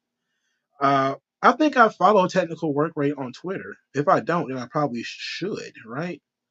Because I've heard of that. I've heard of that before, but I didn't watch. His videos. Um, keep it. Oh yeah, I watch Keeping It 100. I don't listen to everything they do, but I watch the clips that are interesting. You know, that's what I do. I watch the clips that I find to be interesting, and that's it. Who's being a chatty patty? Wrestling otaku. Um, so it's very weird. Very very weird. Uh, yeah, Billy Bodies he sucks. And it's a shame. You know, he sucks. He sucks hard. He's another one of these talk about himself way too much kind of guys, and it's all about him. And I was just kind of like, you know what? He's not right enough for me to deal with Billy Body. Like he annoyed me pretty quick on Twitter because he gets offended pretty fast, and I gave up on that shit. I was like, you know what? I'm done. Let's call it a day. Let's call it a day. So I tapped out on that. When it comes to Billy Body, God, it took forever to get to the fucking news part of the story. And then plus, like, he has to complain about people complaining about him. It's like, come on, get the fuck out of here. Like, you would think it's been over a year of that, you would have thicker skin. Disco gets that shit a lot. Conan gets it a lot. Once you get to a certain level, and I'm not there yet, but once you get to a certain level, there's going to be a certain amount of people who don't like you, and guess what? That's okay. There's going to be some people who are going to go out of their way to say that they don't like you. Like I used to get a lot of hate email. I didn't get no death threats, but I used to get a lot of hate email. Like when I used to do like singular stories about like individual situations before I started saving that stuff for the live stream, I used to get like a lot of like hate mail. I didn't even read it. I just deleted the shit.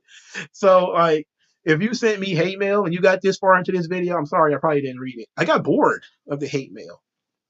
You know. So I really only started paying attention to when like when one of you guys who I normally see respond, I will respond to you.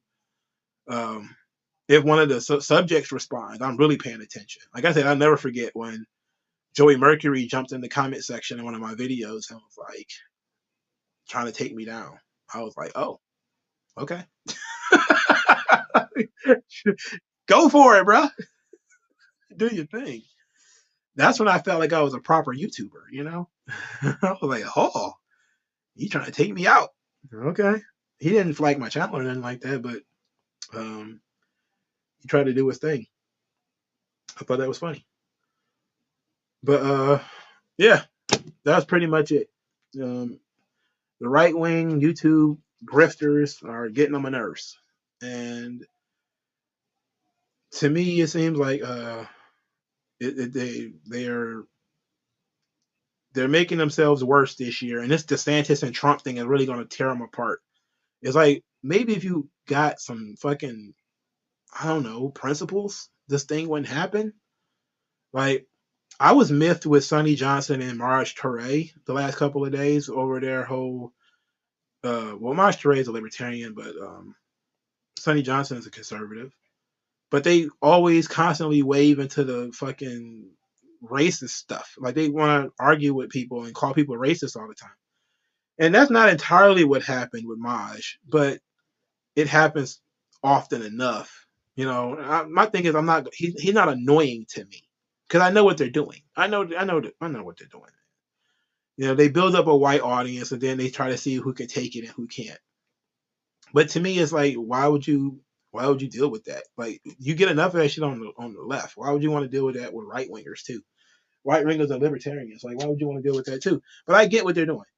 You know, um, It's just annoying, but it's not annoying enough for me to block either one of them yet. Because I still learn a lot from both of them too. Have I ever heard of Hood Conservative? I have not. Um, a lot of the black conservatives, I may have them followed, but I don't listen to them typically. Uh, I don't even like Brandon Tatum, and I was following him for some reason, and I just made it clear like I don't even like this fucking guy, and I don't know if I'm still subscribed to him or not. But I know it's like it went a long time before I clicked the Brandon Tatum video, and then after a while, I just kind of like, I don't really like this fucking guy. I didn't like his takes. Amazing Lucas. I used to watch a lot of his videos back when he was a real conservative, or at least he had those talking points. I heard he jumped off the cliff. I was already gone, so I didn't see his meltdown, but I heard he had a meltdown. Just Some Guy, the comic book YouTuber, he's had a meltdown too. I actually have been paying attention to that. It's over that gay stuff, and it was over near the beginning when his channel was really growing. Just Some Guy admitted that he was bisexual or something like that, and you can actually hear in his tone of voice that he's probably not 100% straight. So a lot of the Florida gay law stuff really kind of threw him over the edge, and he's kind of been anti-Christian, um, and that's pissed a lot of people off. But it's like, well, if you follow his show, like, yeah, he's been anti-woke, anti-propaganda, but he's a bisexual black dude from Chicago. He's not going to be okay with you guys attacking the LGBT all the time. There's only so much of that shit he could take, you know, before he's going to lash out. And then he decided to lash out. And I'm just kind of like, well, hope he's okay. Everybody's got to fight their own battles, man. It was inevitable. I think with Just Some Guy, it was inevitable he's going to come out there. But sometimes it gets that way, you know. Sometimes people think that there is nothing that is racist, and it's like, yeah, sometimes things is racism, bro. Like sometimes it is, but it's hard to have that conversation with people when you want to argue and talk about principles, which you should have, and try to tell everybody else they should have. And then out of nowhere one day you feel like, oh yes, collectivism is the thing. We're going to talk about blacks versus whites now. We're going to talk about, you know, some of the some of that other weird stuff, and it's like, mm-mm, mm-mm, you know. And they weighed into that shit. Yeah, Just Some Guy probably lost a lot of subscribers defending cuties in the San Francisco choir.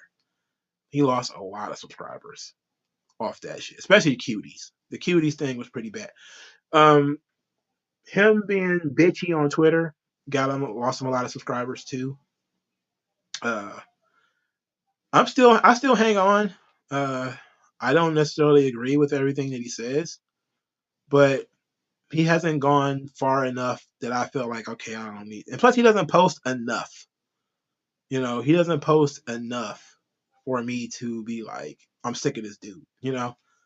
He's he's away long enough for me to be like, oh, okay, he's posting something. That's interesting. Then I give him a chance to, get out what he's going to get out. And I don't have to agree. I can be subscribed to somebody I disagree with. I'm subscribed to the Young Turks. I don't watch all their videos either. But if they talk about David Pakman, I follow him on Twitter. He talks nonsense all day. It's just leftist nonsense all day. But that's just because I feel like I need to. You don't want to live in a silo where everybody agrees with you and you agree with everybody. If I'm going to effectively argue against silly leftist ideas, I need to know what they're going to say and what they have said and what they will say. And I grew up listening to Tom Hartman, who I don't even know if he's still alive or not. So I'm pretty well versed in that whole Bernie Sanders movement and all the shit that they think, you know. So so I'm not really all that surprised when David Pakman jumps out of his skin and says something crazy. But I don't have to agree with everybody. You just can't be boring and you can't be annoying. If you're fucking annoying, I'm done. Because there's only so much time in a day.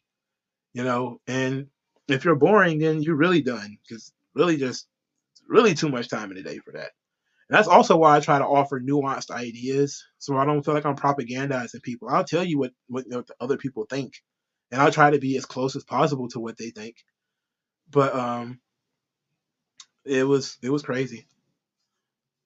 See, that's this is the core of a meltdown when you start arguing with your audience.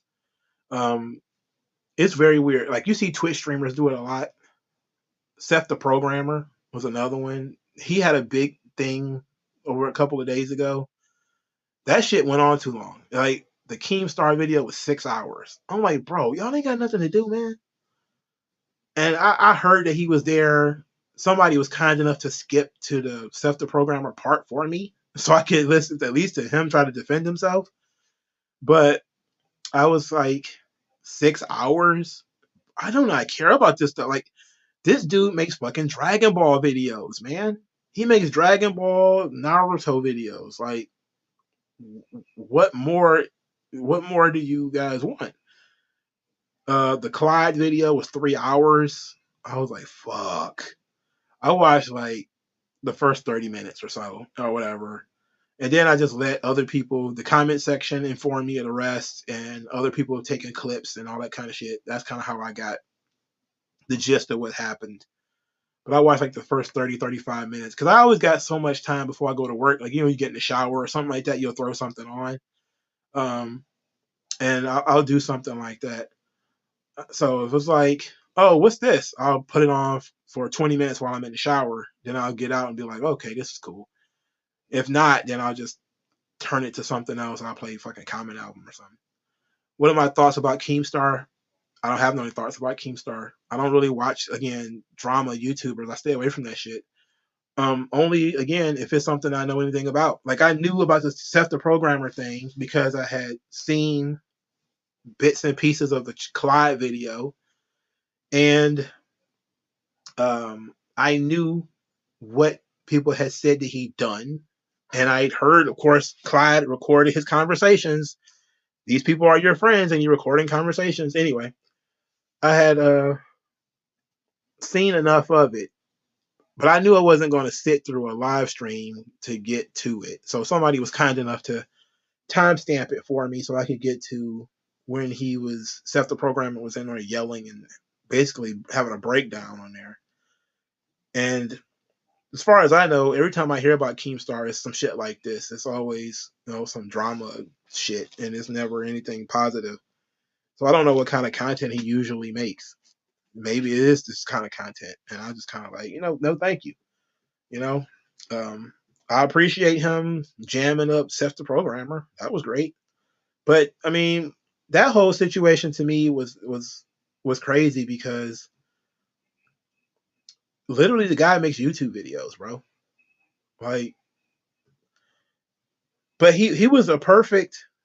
It was weird because shortly after or shortly before the Seth the Programmer thing jumped off, Jordan Peterson did Joe Rogan, and on that show he was talking about why he got so much heat about saying that people shouldn't be anonymous. And he was talking about psychopaths basically hiding through anonymity on, social media. That's exactly what Seth the Programmer was. He was a psychopath who was abusive to others. It probably would not have been that way at all if his real face and real name were on these projects that he was putting out. But because he had built up an online character over years and years and years, and he even said it on his show. I mean, when he was on Keemstar, when he was yelling and screaming and shit, that he had been doing that shit for years.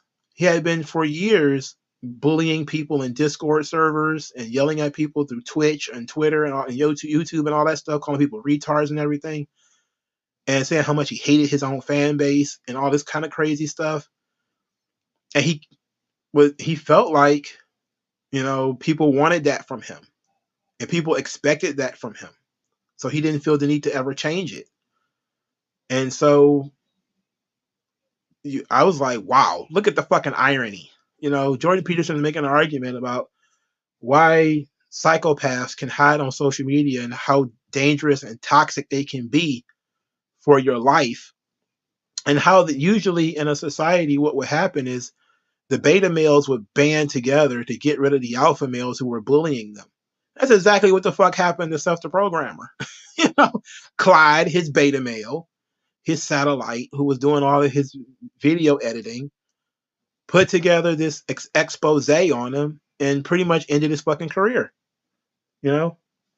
And yeah, a lot of the people who were his betas got upset and aided in this knifing of Julius Caesar. Not to say that, you know, he didn't deserve it. He did. He's a fucking asshole. Um, it's it's weird to me that people let it go on for so long before they finally did something about it. But I'm not surprised. You know, you know. I don't. That's the thing, Darren. Like these dudes are 28, 30, or whatever. They're still doing Dragon Ball YouTube videos or whatever the fuck, and they're in Discord servers with teenagers and shit. I'm like, I know that if I was to change the subscriptions on my channel, like to be kid friendly, I probably would get a lot of young people on my channel. I don't want a lot of young people on my channel, right? Not teenagers. If you're over the age of 18 or whatever, it's fair. That's why I curse a lot, even though I know it's going to damage my ability to be monetized and everything. I don't care. I don't want a lot of children on my channel, you know, because you end up in that situation where you know you were flirting with somebody and you found out they were fucking 14 or something like that. And who the hell wants to go through that shit? Like, who really wants to go through that? Like, nobody wants to go through that shit. I'm too old to go through that shit, man. No, I think they're gonna change Dragon Lee's name. You know, he's gonna change it. They should probably keep certain elements of his name though. Like they'll probably keep the dragon part. It'd probably be like Dragon Martinez or some shit.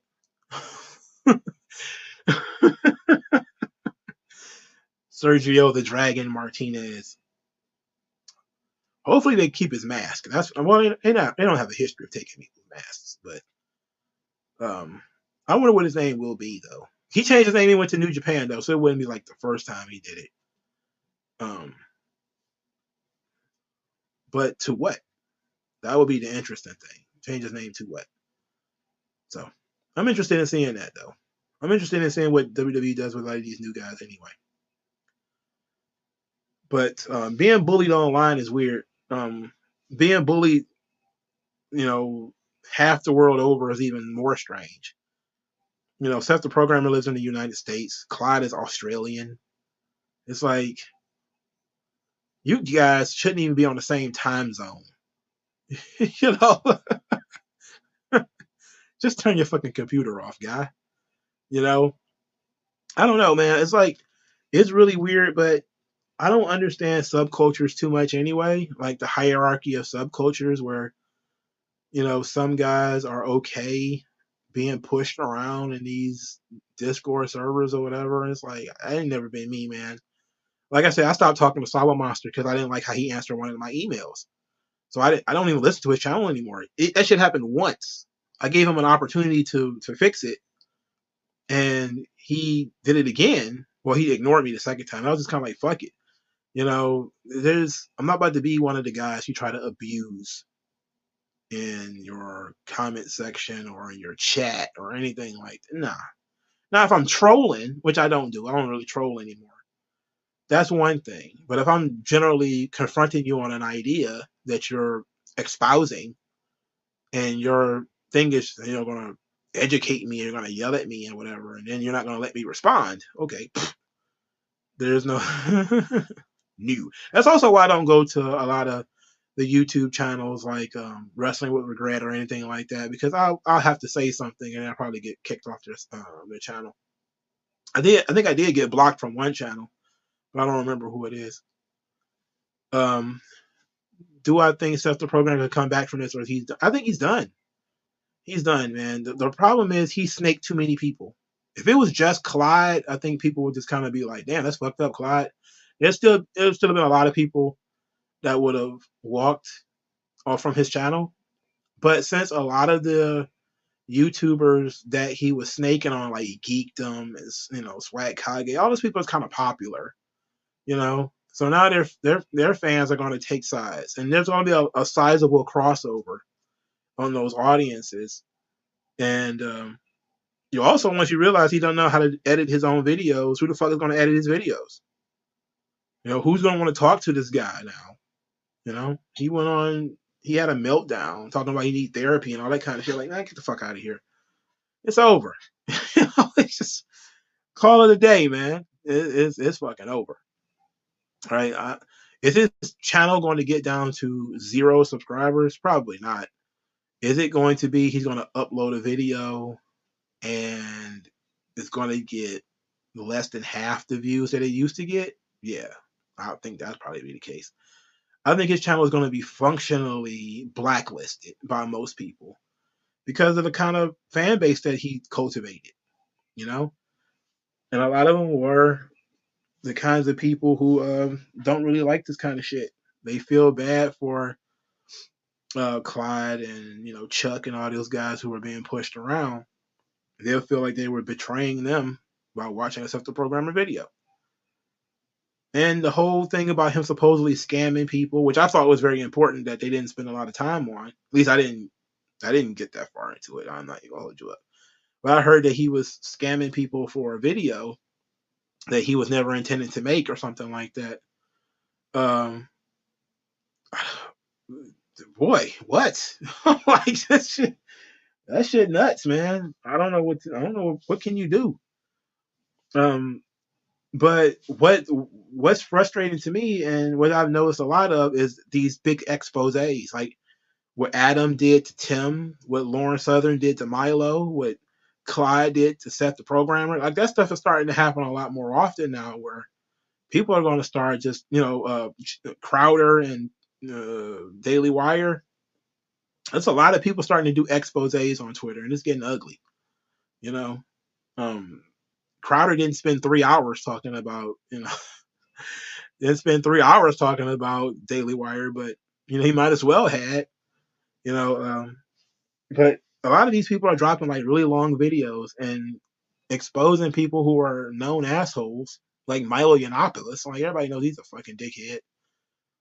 So Lauren Southern telling everybody that he was a piece of shit or whatever wasn't really that much of a surprise. Her going off on Paul Joseph Watson seemed to have ended him. I haven't seen a video of his in forever. I haven't even seen a tweet of his in forever. I don't know if he's still alive or not.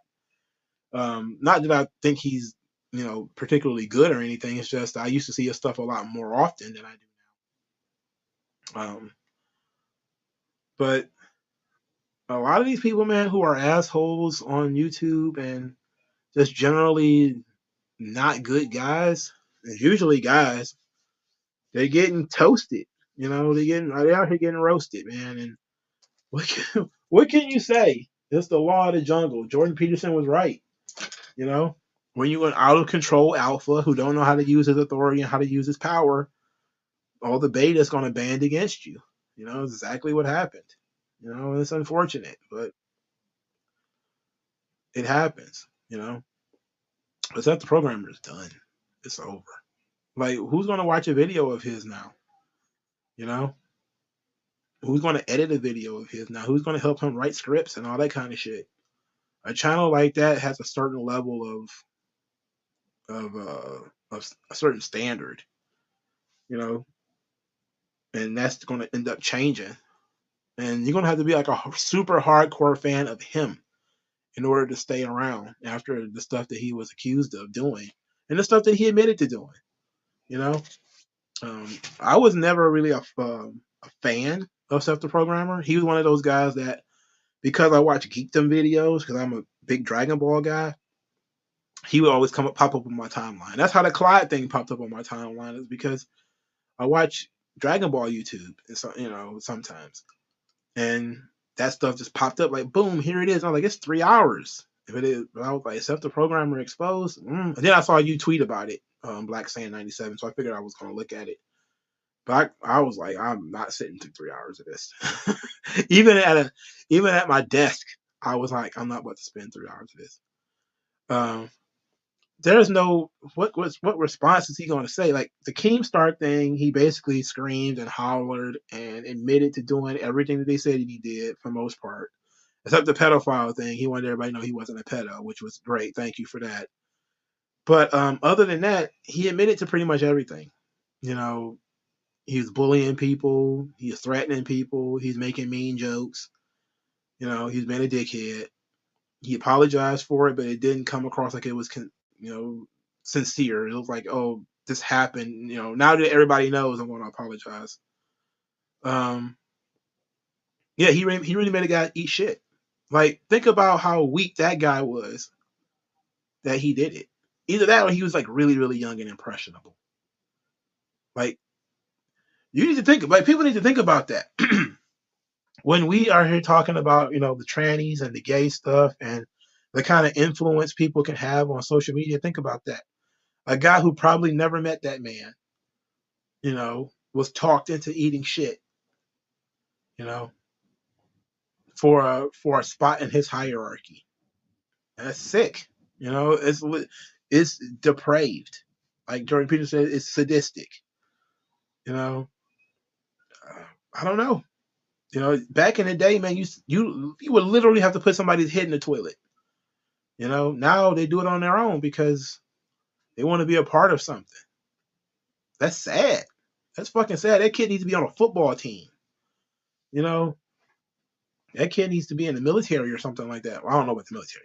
He needs to be on a football team or a basketball team or something like that. He's used that impressionable nature of him, use that for good. You know, you can make every young man is impressionable to a degree. You know, they want to impress people that they feel are higher up in the hierarchy. And what ends up happening is these young men will go out and they'll kill people if they want to join a gang, or they'll get in the best shape of their life if they want to be in a gym, or if they want to, you know, they'll really commit themselves to something like playing football or whatever.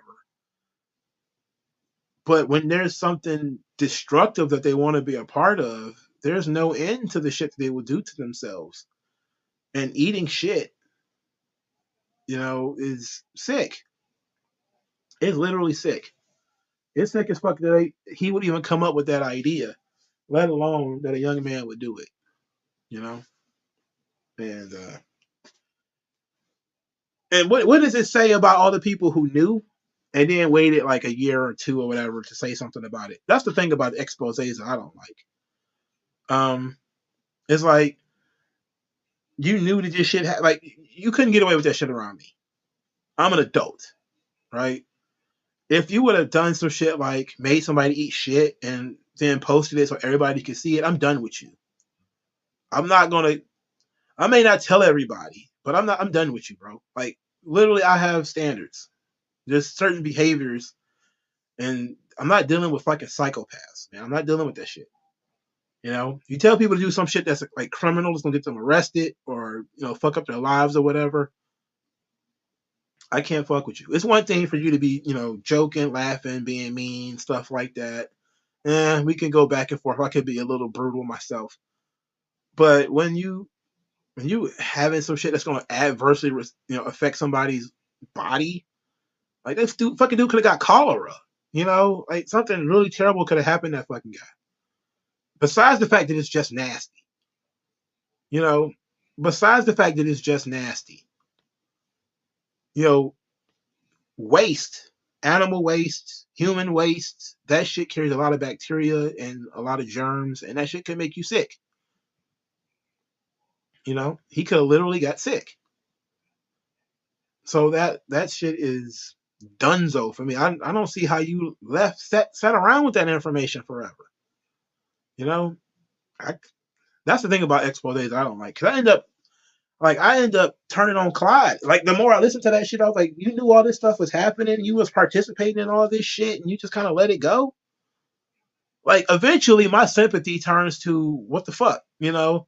That's why I never get too sympathetic about anybody, because then the horse and the rider. Eventually, the you know the not the horse but the elephant, that rider, the Jonathan Haidt thing. You know, like you have that natural sympathy. You're like, oh man, this poor guy. Like, you know, yeah, this sad as hell, man. And then eventually the writer gets in there and you're like, wait a minute. Yeah, sad you, but what the fuck? This has been going on for how long? You know, like eventually you would have smartened up, you would think, if you wanted to. You know, like so my sympathy for Clyde, it didn't last very long. It was like this all began in 2018. I was like, 2018? And you still were doing this in 2020 or whatever? Like, what the fuck? Like, hell no. You ain't getting no sympathy out of me no more. You're just a goddamn fool at this point. You're a beta male. And you apparently liked what the fuck was going on because you didn't do anything about it. You just kind of just let it slide. You know? I needed the money. Fuck that. There's plenty of other people you could have got money from. Nobody want to hear that shit. But that's why I said, it's going to piss a lot of people off because I am talking about some really popular YouTubers that people actually like. But they frustrate me because they're either boring or they're stupid or I don't get what other people see. But I don't have to because I'm different. I'm different. I have a wide variety of interests and I miss a lot of things because I don't stay on top of drama, you know. But if the drama is interesting enough, I'll see what it is, see what happened. Like the Adam thing was interesting to me. Adam was a guy who disappeared from Tim's show. I was like, yeah, where did Adam go? And then I listened to like the first, I don't know, maybe 40 minutes, maybe an hour of Adam's live stream and was like, yeah, kind of messed up, man. But this live stream was like 4 hours. So yeah, there's no need for that. and I bailed on that and I just waited for Tim to respond and I bailed on Tim's response and then I was like, okay, I think I got a full picture of what happened and you know, you don't have to listen to every fucking second of it. I don't see the point in that. I think after a certain point you're just milking it. You're milking it for the super chats and all that shit. But I don't know, man. I don't really like drama. I like subjects. I like stuff. I like wrestling and movies and shit like that, If you want to talk about that kind of stuff, yeah, man, I'm down. If you want to sit here and talk about another person, especially a person I don't know, it better be fucking interesting. You better be a fucking interesting ass person. You know, like some people are going to look at this and say, "You talked about 300 for 3 hours." Like, no, I didn't. I talked about it for like an hour and some change. I spent 2 hours bitching about fucking the quartering and shit. But not like anybody gonna give a shit. I got a small YouTube channel, only like 11 people watching this. This video probably gonna get 200, 250 views at the most, and it's not gonna be that big of a deal. And plus, I don't take the personal shots at people. Again, I don't follow their content. I just don't like their content choices, you know. And to me, their content choices are stupid. Like it's just stupid, you know. But that's a decision that they're making. I know what they're doing. They're following the algorithm. The algorithm says Eliza Blue is hot right now, so they talk about Eliza Blue a lot. I was tempted to do it myself because I saw everything everybody else saw. At the same time, what can I say that other people haven't already said? It seems like she's lying. She was a video chick. She was a high priced hoe, and it was what it was. Now she's being protected by Elon Musk. Okay. That does that piss you off? Well, she's a part of some kind of charity right now. She's talking about human trafficking. So that's what he's looking at. He's not watching your video to know that you're trying to expose Eliza Blue. The guy's a fucking billionaire. He's busy. He doesn't have time to obsess over the shit that you're obsessing over.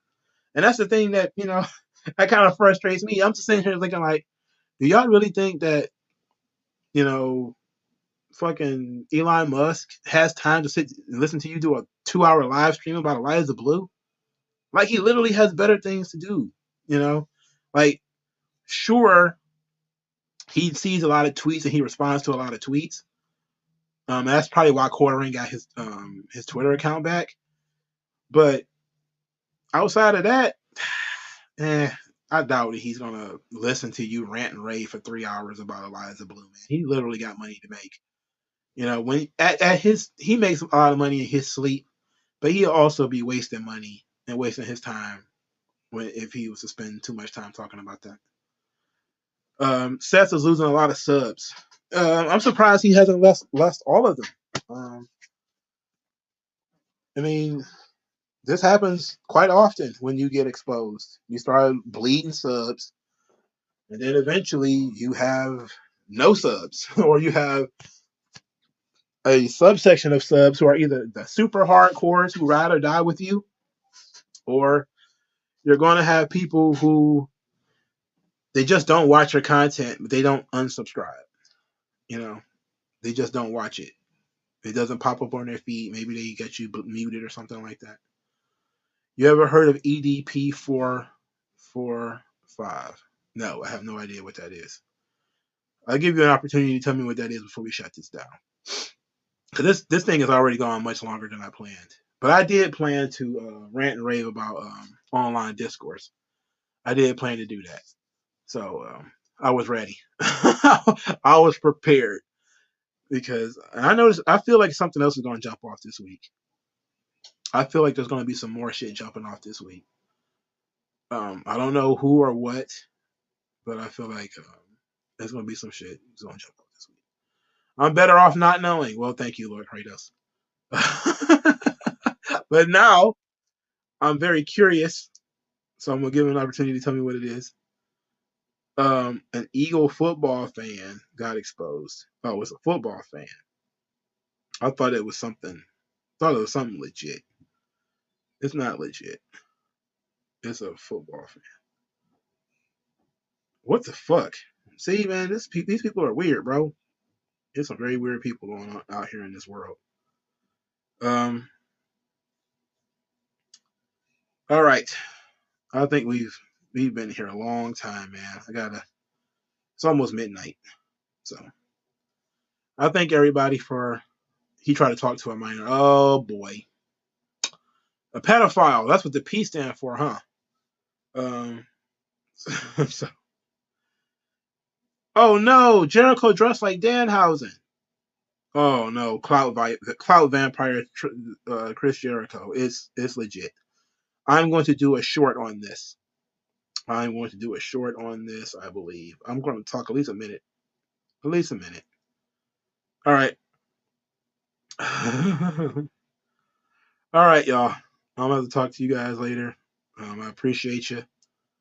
Thank you. Do all the YouTube things. If you haven't liked the channel, please do. If you haven't subscribed, please do. And I'll talk to you guys later, man. Peace out.